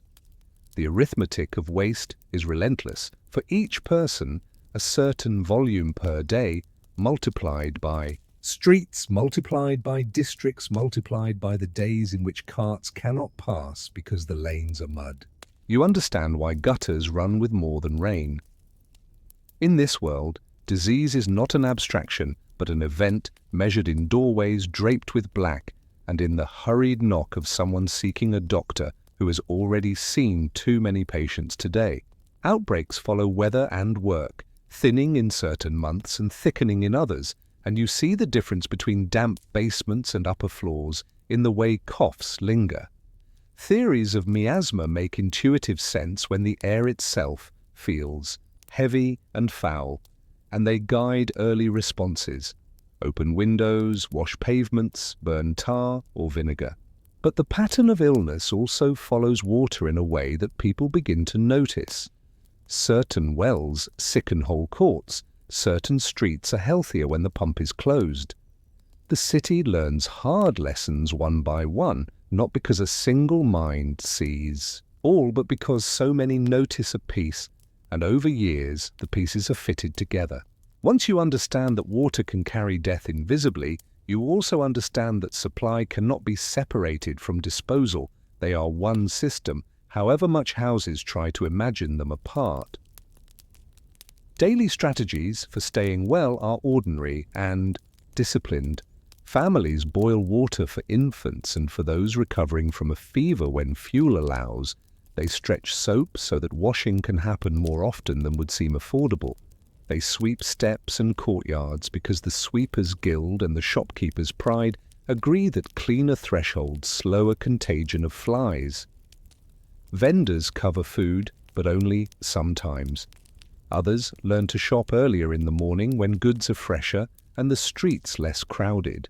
Lodging houses practice their own forms of hygiene, mattresses aired, windows propped, blankets shaken, because sickness ruins trade as surely as disorder does. The city's resilience is not in heroics, it is in the countless repetitions of these small acts which add up to shifts in what is tolerated and what is not. Steam enters this picture not only as the power that turns wheels in factories, but as a force that can move water uphill. Pumping stations rise like brick temples on riverbanks, their engines beating a steady time that you can feel in the floor if you place your palm on the flagstones. These engines lift river water into reservoirs that crown hills, and from there, gravity distributes it to streets that have never known a steady flow. The first taste may be disappointing, river water that smells of the same organic life the city is trying to manage, but then filtration beds are introduced, slow sand filters, that turn clouded streams into something clear enough to reflect the sky. You see the technology grow a conscience. Operators begin to record flows and pressures, impurities and outcomes, and in the ledger of their days, public health takes a more deliberate shape. While water is disciplined, waste follows. The first sewers are little more than extended drains, tunnels of brick that accept runoff and household waste and lead it to the nearest watercourse. They remove smells and visible filth from streets, which makes life pleasanter, but they also deliver concentrated pollution to rivers at predictable points, moving the problem rather than solving it. Still, the change is felt immediately. Streets that were once ankle-deep in sludge after rain dry faster. Shopkeepers can display goods without fear of splatter. Carts move without axles sinking. Paving improves as well, from loose stones that rattle and shift to layers of broken stone on compacted foundations, surfaces designed to shed water rather than trap it. The ordinary miracle is not that streets shine, it is that they become passable, most days, for most people, and that errands can be completed on reliable schedules. At night, another system rewrites habit. Gas lighting expands from a few thoroughfares to whole districts. Lines of lamps that bloom at dusk with a hiss. Lamplighters with poles make their rounds, and the city becomes less a place of darkness, and more a sequence of dim rooms open to the sky. People walk further after sunset, shops experiment with later hours, entertainments multiply at a pace that follows the new light. Gasworks stand by rivers and canals, turning coal into town gas and coke, their retorts glowing, their leaders carefully watching pressure and composition. The light is not like daylight, but it is reliable enough to set a clock by, and for a city that works long hours, predictability is a form of kindness. Public transport grows from this predictability and reshapes the map of distance. Horse-drawn omnibuses and later trams take fixed routes, announced on boards with fares that working people can sometimes spare for a longer journey than their feet could manage after a day's labor. The network of routes creates a new mental geography. Markets that were once far become ordinary, parks reachable, relatives visited more often. The city breathes more fully because the lungs are larger. Air moves in and out as people circulate not only for work, but for errands and rest. Horses bring their own arithmetic, feed, shoeing, stabling, and manure that must be collected daily, but even this is organized into routes and schedules, men with shovels and carts clearing streets at dawn before the day's traffic resumes. As systems expand, governance adapts. Boards and committees form to manage water, gas, paving, sanitation, and parks, transforming private initiatives into public services funded by rates collected with a logic that residents argue over, but increasingly accept. Inspectors walk with notebooks noting blocked drains, defective lamps, broken pavements. Notices appear in shop windows explaining new rules. Do not pour slops into the gutter. Store coal safely. Report leaks. This is not the city of romance. It is the city of maintenance, and maintenance is where dreams meet budgets. You learn to appreciate the steadiness of it, the men in blue coats who turn valves, the women who clean washhouses built for those whose rooms have no space for tubs, the clerks who schedule a street's resurfacing for the month before the market fair. Within homes, the new order changes chores. Running water in a scullery reduces the time a woman spends carrying pails. A proper drain means floor washing can be more thorough and more frequent. A small stove that draws well ventilates without sending soot across the mantel. In tenements, built with bylaws in mind, windows sized for light, ceilings high enough to clear bad air, children cough less in winter, and mothers write letters to sisters in older streets, praising the simple blessing of a window that opens wide. None of this abolishes poverty or cures all ills, but it narrows the band of ordinary discomfort just enough that strength can be spent elsewhere, on saving, on learning, on making a life that stretches a bit further beyond survival. You can tell a city is better governed when the poor have places to wash. Public baths and washhouses make a quiet difference, their steam rising into rafters as women scrub, rinse, wring, and chat, exchanging recipes and news in a humidity that feels like community. The few pennies charged make sense when you compare them to the price of fuel and water at home, and a woman who emerges with baskets of clean linen carries more than fabric. She carries a sense that the city is on her side, at least for an hour. Children learn to swim in municipal pools. And in summer, the loudest sound in certain neighborhoods is laughter, echoing from tiles that were laid with bond and pride. By now, you see the city as an assembly of systems: water, waste, light, roads, transport, each with its daily routines, each with its crises, each interacting with the others in predictable and surprising ways. A broken main floods a basement, a burst of frost stalls a tram, a strike at the gasworks plunges a district into early night, a new park lowers summer temperatures in streets that had baked for decades. The ordinary heroism is in the problem-solving. The way an inspector improvises a bypass, a lamplighter borrows a ladder when a pole will not reach, a neighbor lends a bucket at dawn. The city survives because the people inside it learn to share small burdens quickly, without speeches, as if choreographed by the habits they have built together. As you stand at a corner where a lamp post meets a hydrant and a manhole cover, you recognize how much of this modernity is subterranean or municipal, lacking the heroics that often attract attention. These systems are dull by design, limited in drama, abundant in benefit.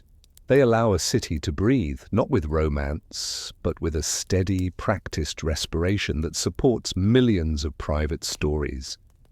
Yet a question rises as the lamps light and a tram rings its bell down the next street. If the city has learned to breathe through pipes and drains and schedules, how do you keep attention and investment flowing to these quiet lungs when newer, louder demands arrive to claim the public's sight and purse strings? You start this day by looking down at the ground because cities teach you to trust what your feet tell you. Cobblestones underfoot change pace. Where they are set deep and irregular, cartwheels rattle and hooves slip, and shopkeepers sweep grit from thresholds that have a habit of catching and holding dirt. Where the surface is macadam, layers of broken stone compacted into a smoother, plain. Footsteps roll, and wheels make a sound like distant surf rather than drum beats. In wet weather, the difference is clearer.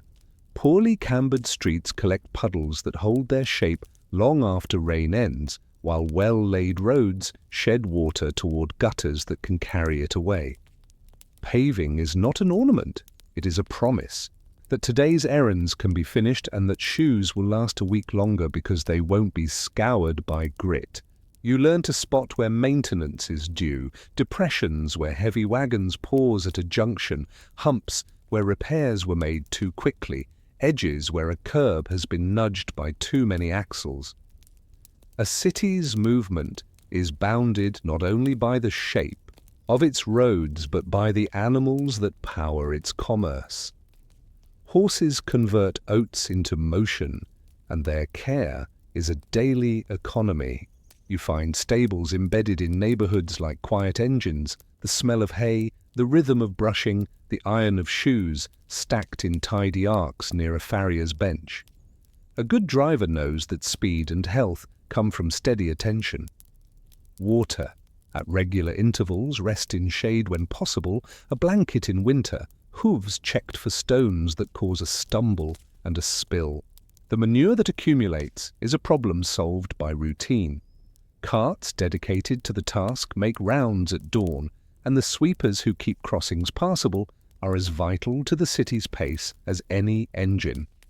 Manure transforms into fertilizer at the edge of town, and for a while the cycle is balanced. But as the city grows, you sense the arithmetic straining. Each horse leaves a predictable trace, and multiplying horses multiplies the trace beyond the comfort of those who live nearby. The push for mechanized transport is at least partly a push to resolve this imbalance. Before engines on rails dominate streets, the omnibus provides coordination. Routes are painted on boards, fares listed in simple steps, and conductors ring bells when seats fill. You climb aboard and feel the calculus of design. Seats face forward, benches are narrow to accommodate more passengers, windows slide to adjust for weather, and springs under the body soften the worst jolt. The driver's hands speak to the horses through reins that act like subtle language, a slight pressure meaning slow, a lift meaning steady, a pulse in the fingers meaning turn. The system relies on habits practiced daily, stopping at corners without encroaching on crossings, allowing passengers time to step down without a shout, keeping to schedules that assume certain streets will be passable most of the time. You recognize civility as part of infrastructure. It holds the day together when steel and stone alone would not. Traffic is persuasive in its own right. At certain hours, streets thicken, and patience becomes a civic virtue. Whistles blow at bottlenecks, constables direct flows with open palms and precise gestures, and carters learn to make way with an economy of wheels. Rules develop like sediment, keep left or right depending on local custom, no standing in a carriageway, longer than needed, no unloading at the busiest corner. Where rules are posted and enforced, the city moves with a grace that is dull to those who take it for granted, and a marvel to those who remember chaos. The origin of this grace is part design and part discipline. Even the width of a street tells a story about compromise between landowners, engineers, and the demands of water, light, and circulation. Commerce adjusts itself to these flows. Market days are scheduled to avoid conflict with major deliveries. Heavier goods take routes and hours that spare fragile shopfronts and hoof-worn corners. You watch crates of tea, sugar, wool, and hardware fan out from wharves and stations to wholesalers and then to shops, the same parcels lifted and set down by different hands, each trained to avoid wasted motion. Porters develop pride in the quiet skill of balancing loads, of crossing busy streets with a sixth sense about when to wait and when to walk.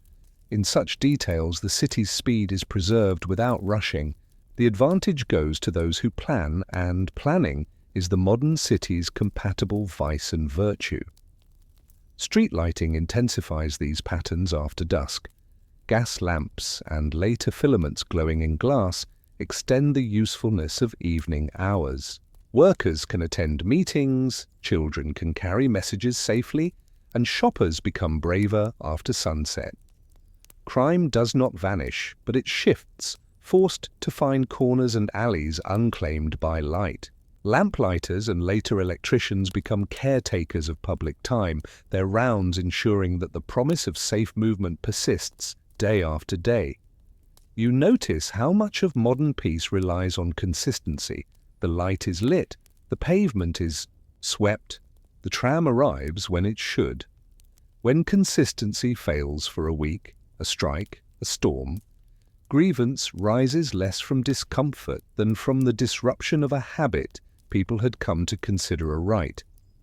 Trams arrive on rails that slot into the street surface, and the change is at once subtle and total.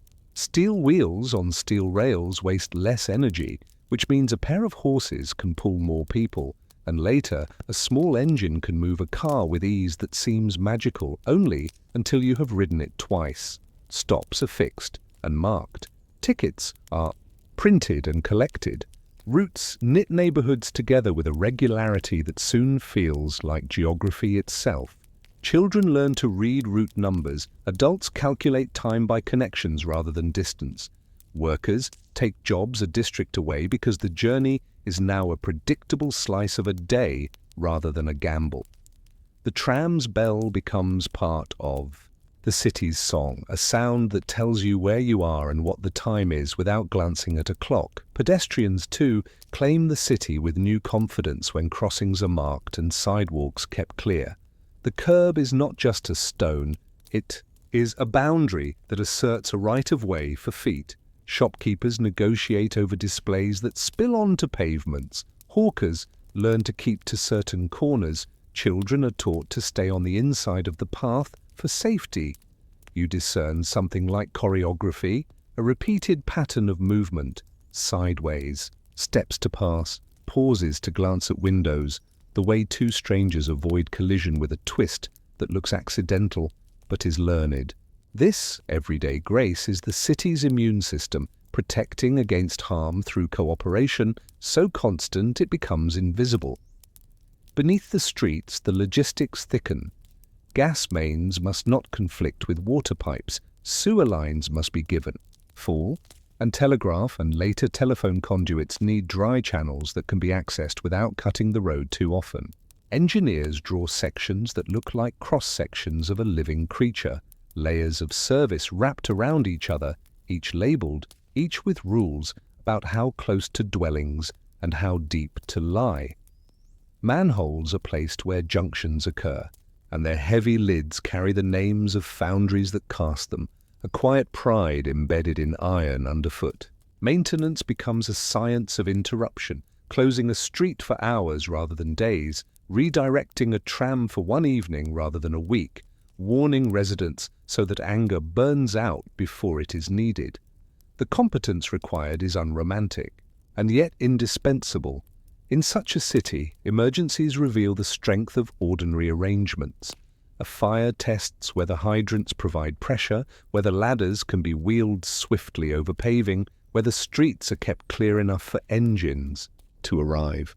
A flood tests the gradient of roads and the capacity of drains, and a snowstorm tests everyone's patience, from the man who wakes early to shovel his step to the crews who push plows against drifts on tram lines. Each test leaves behind a lesson, and each lesson becomes a new rule or a new habit: grit stored at corners, chains for wheels, salt distributed before dawn. The city grows cleverer without growing louder. At home, families compose their days around this logic of movement. A woman decides which market to visit based on routes and hours. A man chooses a job not only by wage, but by the reliability of the ride to the yard. A child times her sprint to a crossing by the duration of a tram's stop. Shoes are chosen for soles as much as for price because some streets are kinder than others, and rain cloaks hang by doors in districts that funnel weather. You see how infrastructure becomes character. People in well-paved neighborhoods walk a little faster, plan a little more confidently, and expect a little more of each day. Those in neglected corners compensate with caution and with a habit of leaving earlier. These are not differences of virtue, they are differences of environment, and they shape lives as surely as family or schooling. As evening returns and you stand again where you began, with a different set of feet and wheels passing by, you recognize the quiet miracle of a city that moves without thinking too much about moving. The miracle is not mystery, but maintenance, a steady tending of surfaces and schedules that makes life spacious for millions of small purposes. Still, a question lingers as the last omnibus of the night rattles past and the sweeper's broom starts its steady swish. In a world where motion is the measure of opportunity, how do you ensure that every street is tended well enough that each person's daily journey is not a test of endurance but a fair start? You begin this final urban chapter at the edge of a river that once was simply a fact of geography and has become a mirror of the city's conscience. At dawn, mist softens the banks, and for a few minutes you can imagine the water as it was decades earlier, slow and brown, edged with marsh, visited by fishermen and washerwomen. But the city has grown, and the river has received its share of what the city expels.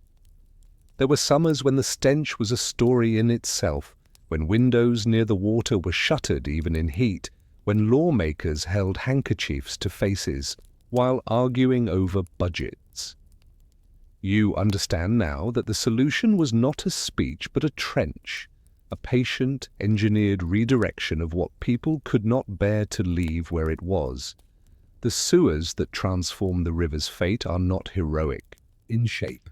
They are long ellipses of brick set on carefully calculated gradients, laid by men who measure with levels as faithfully as priests hold texts.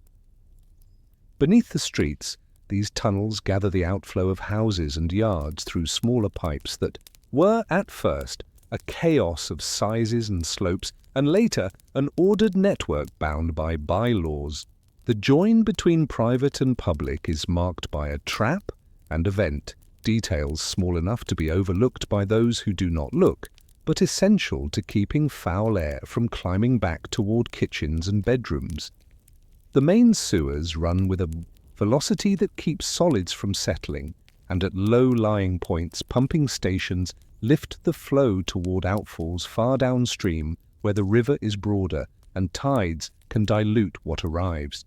You stand inside one such station and feel the rhythm of engines that have been kept in trim for years, pistons polished, valves packed, beams balanced.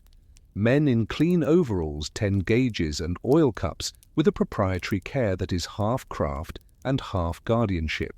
It is not that these stations are beautiful in the ordinary sense, but they have a gravity that comes from doing a necessary task without complaint. Upstream of the outfalls, waterworks have learned their own improvements. Water is taken not from the nearest reach of a river that has carried the city's breath, but from reservoirs built in hills beyond the towns, fed by streams protected from contamination. Filtration is formalized, settling reservoirs remove silt, and chlorination, when accepted, stills the last invisible danger. The sequence, catchment, reservoir, filter, pipe, turns water from a hazard into medicine for a city's daily life. Engineers publish reports now not to boast but to account, lists of gallons raised, pressures maintained, samples tested, interruptions explained. In these lists, you see the victory of prevention over cure, a pride that is more exact than exuberant. In streets, you can read the signs of this new order if you know where to look. Gullies at corners are trapped. Manhole covers are labelled. Downpipes from roofs no longer discharge into sidewalks but into drains designed for the purpose. Inspectors go house to house when new connections are made, checking that builders have sloped pipes toward the sewers and that joints are tight.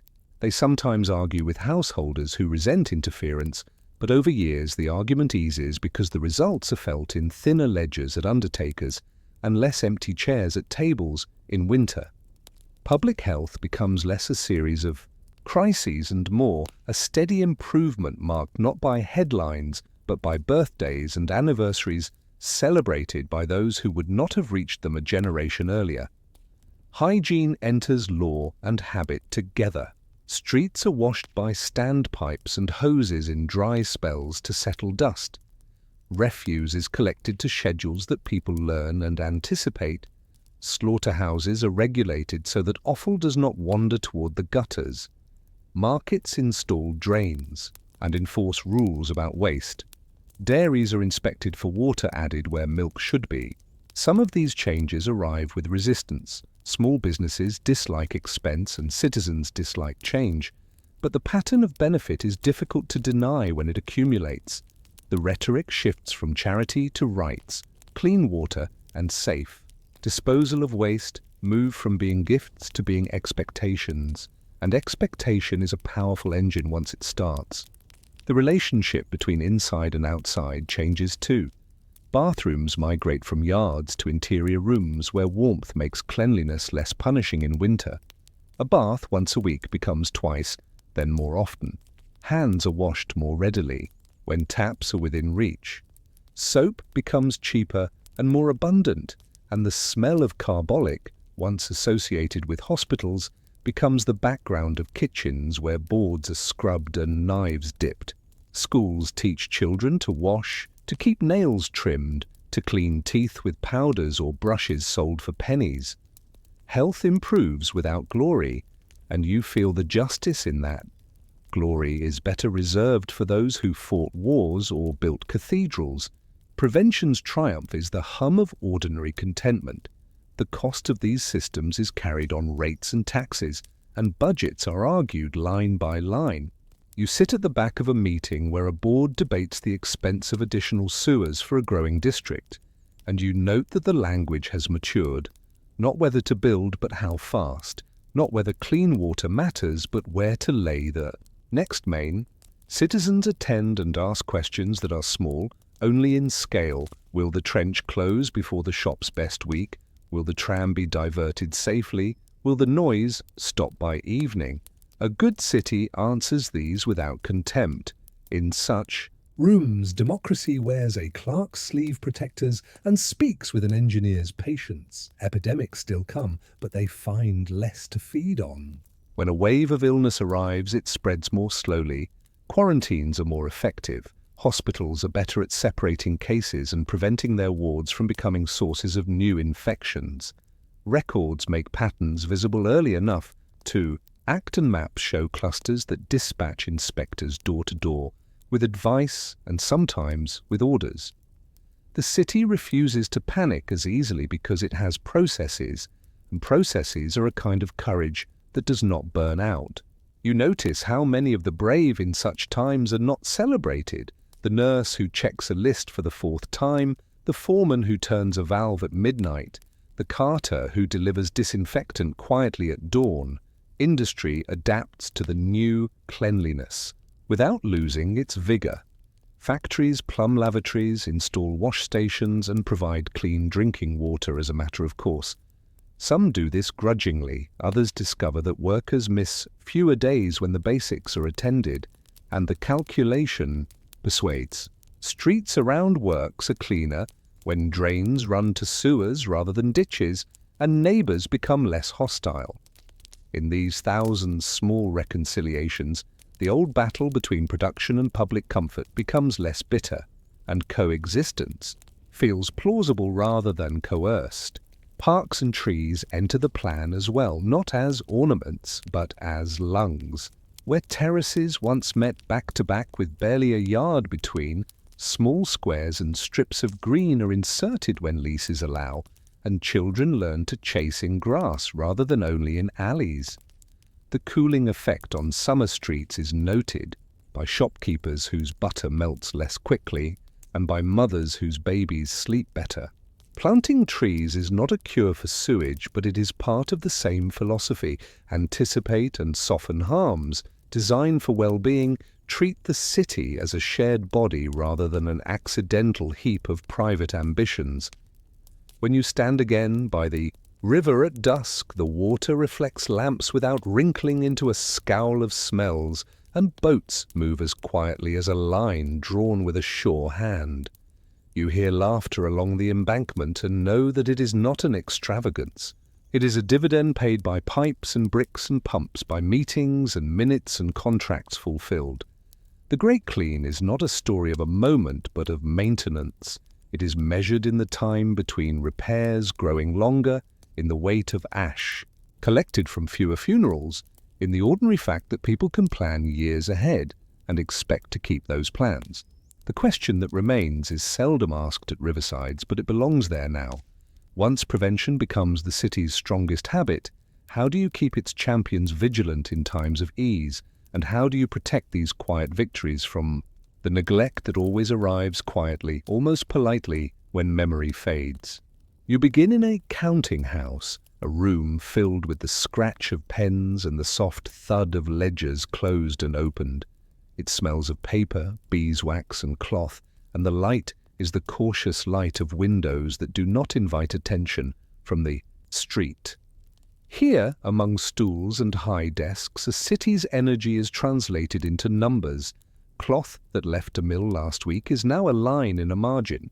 Coal delivered by barge becomes entries that will predict next month's orders. Wages paid are tallied and compared to output. The men who add these columns practice a craft as unromantic and essential as any done with heat and hammer. They deal in time made visible, promises payable in 30 or 60 days, the life of a bill of exchange measured not in days on a calendar, but in days that can be discounted for cash today at a cost that shows up as a small, controlled loss. A bill of exchange is a social technology masquerading as paper. One merchant writes that another will pay a sum on a certain date. A third party believes it because history suggests he should, and accepts the bill at a slight discount. Money moves forward in time because of reputation, and reputation is shaped by steady behavior. Pay when due, do not overreach, do not pretend a ship has arrived when it has not. These quiet rules of conduct are the mortar that holds the new economy together. You notice that the paper's strength lies not in signatures alone, but in networks. Who knows whom? Whose acceptance at a bank's desk signals reliability to the next buyer. A young clerk learns as much about character as he does about arithmetic, because character is credit. Banks grow from this trade in promises. At first, they are small rooms adjoining shops where a goldsmith keeps clients' coins secure and lends from those deposits at a modest profit. Then they become institutions with capital and partners, names on doors that carry weight beyond a street. Provincial banks extend the reach of credit into towns near mills and mines, discounting bills drawn on London houses, allowing a spinner to buy cotton against cloth not yet woven, a foundry to order pig iron against castings not yet sold. The rhythm this creates is delicately balanced.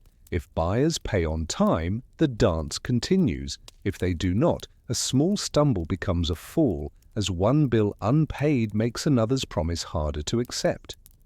You learn to respect the hum of this machinery, even more in slack seasons when only habit and prudence prevent a string of failures.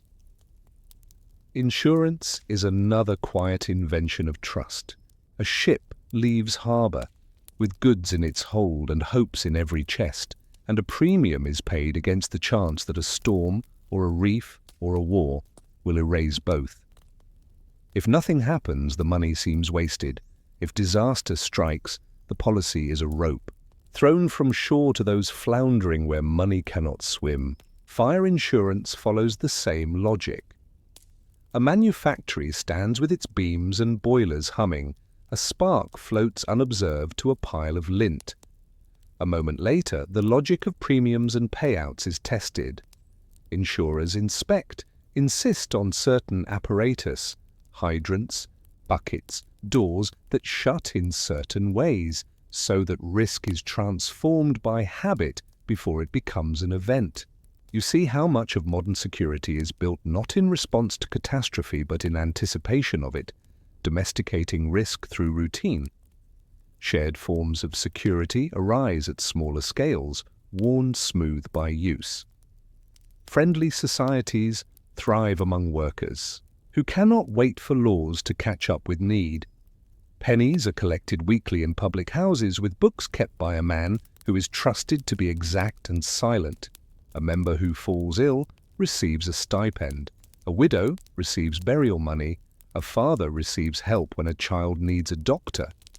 The society is a balance sheet of compassion and caution, built on the understanding that misfortune is not a personal failing, but a predictable part of life. The rules are dull, and that is their power. How many meetings must be attended to remain in good standing? How many weeks one can draw before reassessment? What penalties are fair when dues are missed? In these rules, you see the rehearsal of larger institutions, the habit of governance grown at small tables over mugs washed so often the tin shows through.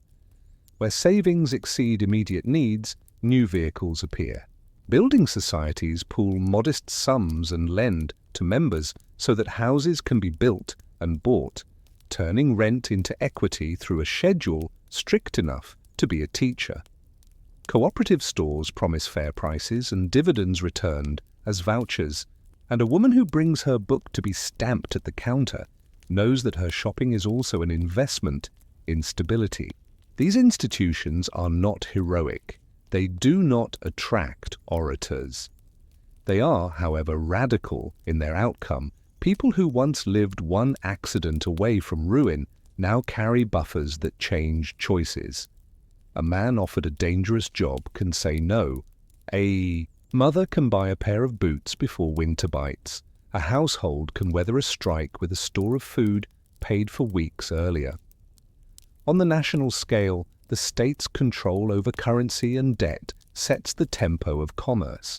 A stable unit of account, coin that keeps its value, notes that are accepted without squinting, makes prices mean something across regions.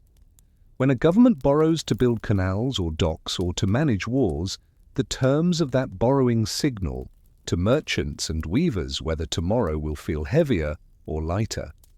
Taxes are mundane in their collection and mighty in their effect. They can starve trade if misapplied, or nourish it when used to smooth shocks and lay infrastructure. The skeeky public debt, a number written in columns that make some men tremble, is also a reservoir of trust when managed prudently. You recognize the pattern repeated at many scales, promises made, recorded, honored, adjusted. In such an environment, failure is not an aberration, but a part of the ecology. Bankruptcy laws evolve, moving from punishments that assume moral defect to procedures that assume miscalculation, misfortune, or overreach. A trader who fails is not necessarily a scoundrel. He might be an optimist whose optimism outran his reserves. Proceedings aim to return a fraction to creditors, to allow a new start where fraud is absent, to prevent the ruin of families not implicated in errors they did not commit. This is not kindness, it is pragmatism, an economy that punishes all. Missteps harshly becomes timid, one that forgives too easily becomes reckless. The dull craft of judges and clerks in these cases is how a society finds the center. Behind all these mechanisms lies a simple truth. Modern industry requires lubrication not just of gears, but of interactions. Payments must clear, obligations must be believable, time must be priced. The instruments that accomplish this, bills, policies, shares, notes, are unromantic, and their misuse can harm, but their proper use creates rooms in which millions can plan. Planning is the real gift here. A couple deciding how many children to have, a factory choosing a new machine, a municipal board laying a sewer, all are enabled by an invisible matrix of trust. Without it, courage shrinks into caution and the future is a fog. With it, even those who have little can stretch their days a bit further and risk a bit more. If you close the ledger and look out the window at the street, at a cart delivering flour, at a woman carrying a baby and a loaf, at a boy running with a bag of letters, you understand that money is not the thing itself, but the web that holds things in relation to each other. The web must be strong without being rigid, flexible without being slack. And so the question that stays with you as pens scratch and the day's entries reach their last lines is simple and steady.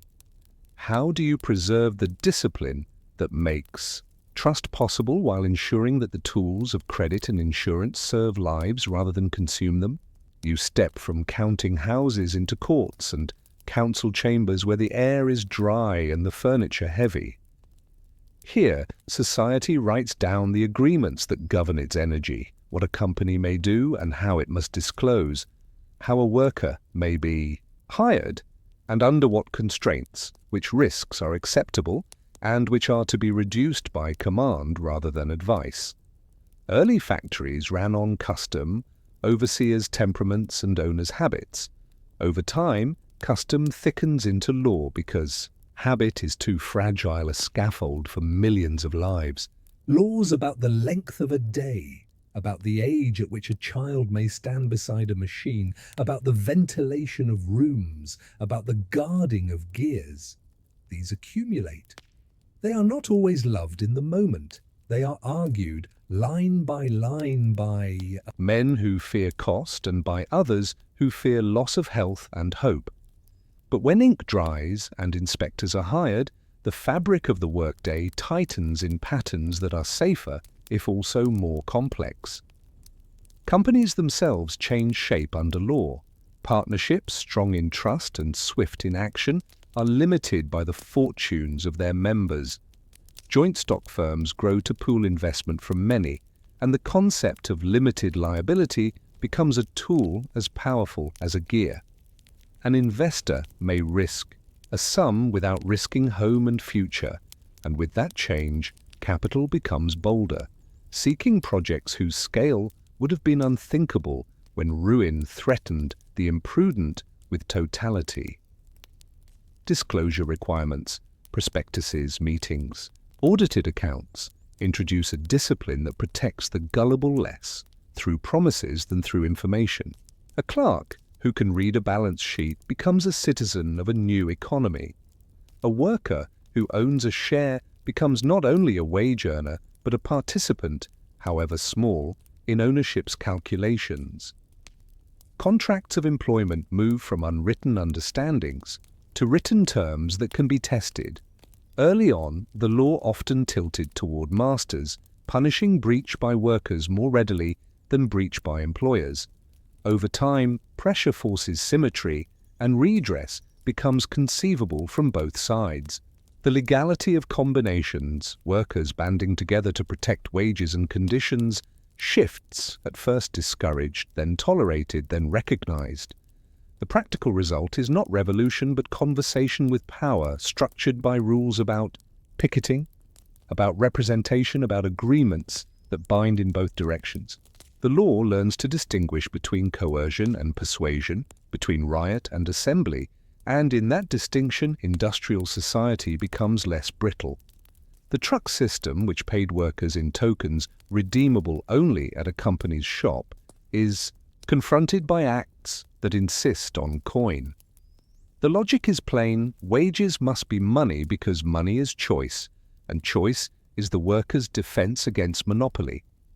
Pawnbrokers are regulated because their role in bridging weeks is too central to be left to whim. Interest is capped, hours are set, records must be kept, goods must be safeguarded. These are not romantic topics, but they shape dignity as surely as art or music.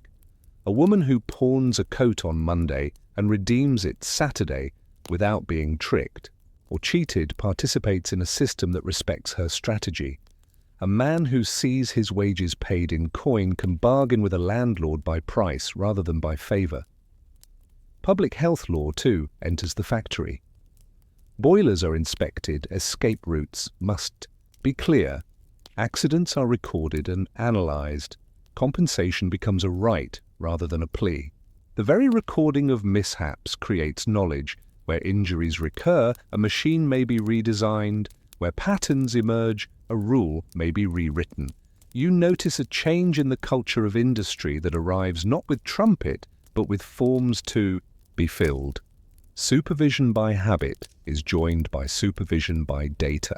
Resistance to this takes familiar shapes, complaints about paperwork, about expense, but with time, the practice of proof becomes a shared language between factory and inspectorate. That language is dry, and dryness is sometimes the perfect medium for safety. Education law intersects with labour by removing the youngest from full-time work, at first partially and then more completely. Employers adjust, planning for apprenticeships that invest more in older children and in adults who can learn new machines. Families adjust with difficulty and then with pride, as sons and daughters bring home not only wages, but letters and sums that help mothers plan and fathers calculate. The law here does not only prohibit, it also provides schools that are not only nominal but functional, inspectors who take attendance and ask about books read. The effect shows up in ledgers and in lives, fewer accidents caused by ignorance, more promotions earned by those who can read a chart or follow a technical drawing. Municipal law peppers the day as well. Trading hours are set, weights and measures are tested, with standard brass weights that clink with authority. Adulteration of food is fined. Building bylaws specify window sizes, yard depths and drainage. Builders grumble and adapt, and tenants breathe better. The streets are understood to be shared. Hawkers require licenses, hackney carriages display numbers. Drivers are fined for reckless speed that threatens pedestrians. Each small rule is a stone in a wall that protects the weak, without unduly constraining the capable. Perfection is not the aim, predictability is. No law is self-executing. Inspectors must be hired and trained, courts must act, citizens must care enough to complain. There is always a lag between writing and living, always a gap that habit must fill until enforcement catches up. In that gap, you see ingenuity. Workers who insist on safety even when it is not yet required.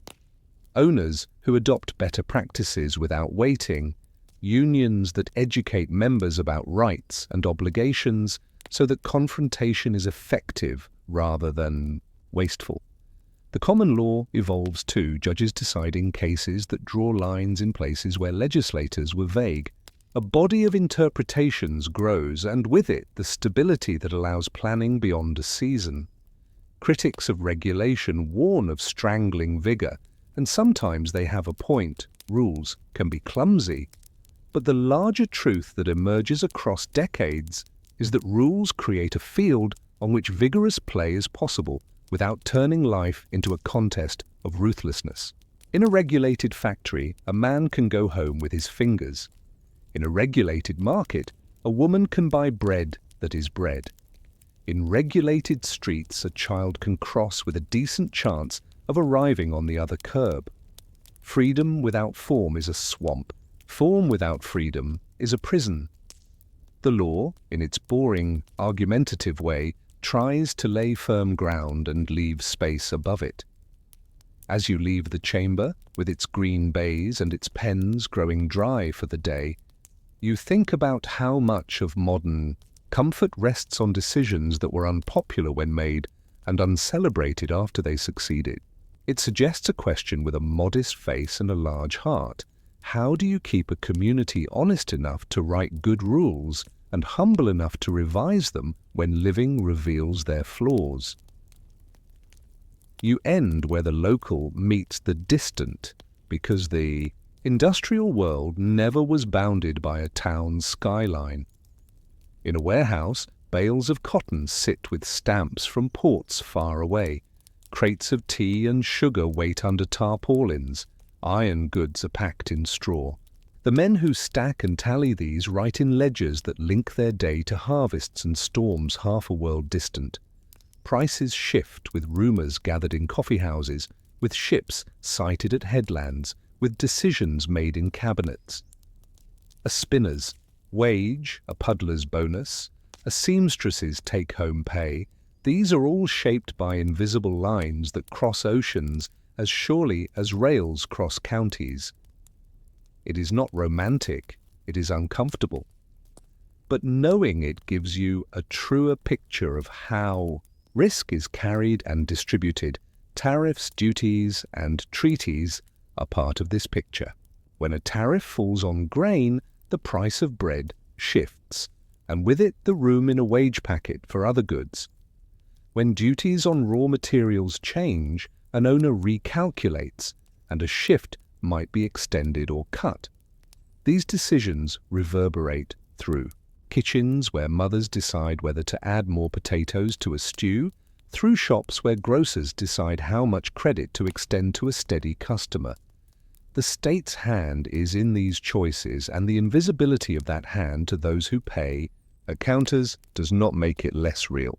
A good society learns to talk about these connections without heat, to see that a port policy can mean a child's new boots or a postponed purchase of coal. Credit knits the world together in ways both liberating and risky.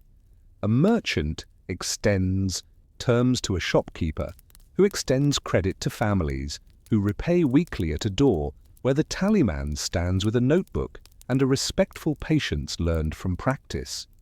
Hire purchase allows a stove to be used while it is paid for, a clock to tick while it is still being earned, a sewing machine to contribute to the wage that buys it outright in due course.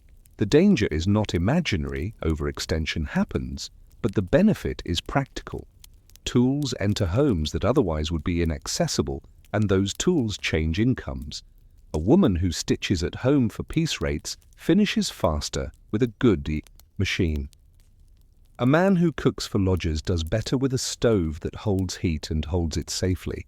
The difference between precariousness and progress is often measured in such humdrum increments.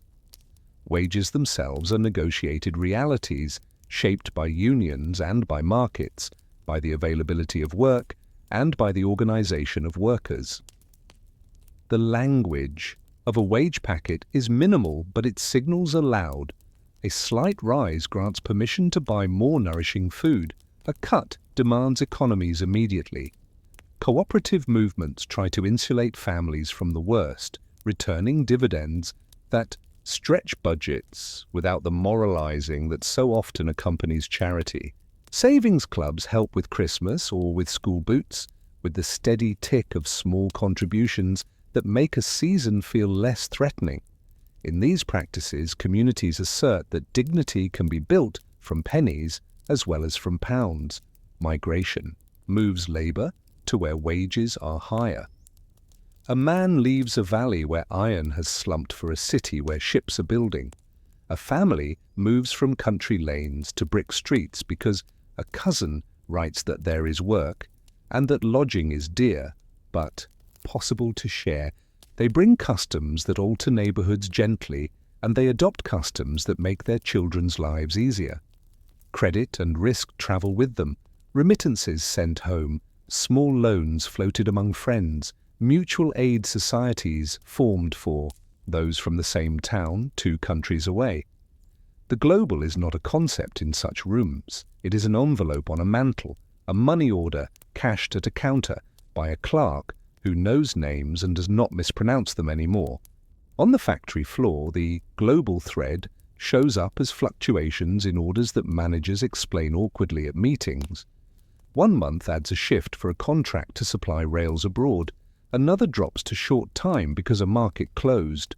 Workers learn to keep a reserve when luck allows. Friendly societies and unions provide strike pay when principal demands a stand, and families decide together whether to hold or fold. Decisions are rarely pure, They are compromises shaped by rent due, by the need for meat in a diet exhausted by bread, by a child's cough that does not improve. Respecting this complexity is part of understanding industrial society. The choice is never simply between justice and survival, but between degrees of both. Risk is also moral. Investors who have never seen a mill buy shares because dividends have been reliable. If a firm cuts safety to raise returns, its people pay costs they never agreed to. Laws try to close this gap, but law is always catching up. Public opinion sometimes does the rest. Newspapers and meetings make noise about conditions, and boards learn that reputation has a price even when law is slow. Consumers, too, discover a kind of power, modest but real. Boycotts organized by cooperatives, preferences expressed at counters, clubs that publish lists and ask members to choose with conscience where possible. No one pretends such measures transform markets overnight, but they accumulate, and accumulation is the way dull improvements change the world. Education spreads and changes the terms of work. Technical schools teach drawing, mathematics, materials. Clerks learn double entry. Apprentices learn to read gauges and to think in tolerances as well as in hours. Mobility becomes less rare. A boy who starts sweeping floors ends drafting beams. A girl who begins mending ends supervising a room because she can calculate rates and manage orders. These are not miracles, they are the fruits of systems designed to make competence common. Credit and law created the space. Schools and families filled it with skill. The last link in this chain is memory and habit. A society that has learned to trust paper must remember why and how, must maintain institutions that punish fraud without strangling enterprise, must cherish inspectors who are neither bullies nor dupes. The boring heroes of this story are those who keep offices predictable, the clerk who never adjusts a figure to please a superior, the registrar who turns away an incomplete prospectus, the union treasurer who accounts for every shilling, the magistrate who listens carefully at a wage dispute and decides fairly. They are not sung about, but they are the guardians of the bargain that allows risk to be shared and prosperity to be widely attempted, if not equally achieved. As the day ends, you fold the web of credit and obligation back into the image of a street, children with school books, a woman with a market bag, a man with a metal lunch pail polished by years of handling. They are the sovereigns these systems serve, even if they never step into a bank's back room or a minister's office. If the Industrial Revolution had a secret, it was that durability rests on dull virtues, paying on time, recording clearly, inspecting without malice, building reserves when one can, learning steadily, trusting cautiously, and amending what does not work. The question that remains asks only for continuity, which is perhaps the hardest thing to secure. Can you keep these unglamorous disciplines alive when the urgency of hunger has faded, and can you apply them kindly in new circumstances, so that the next generation has room to build without reliving the most exhausting parts of the past?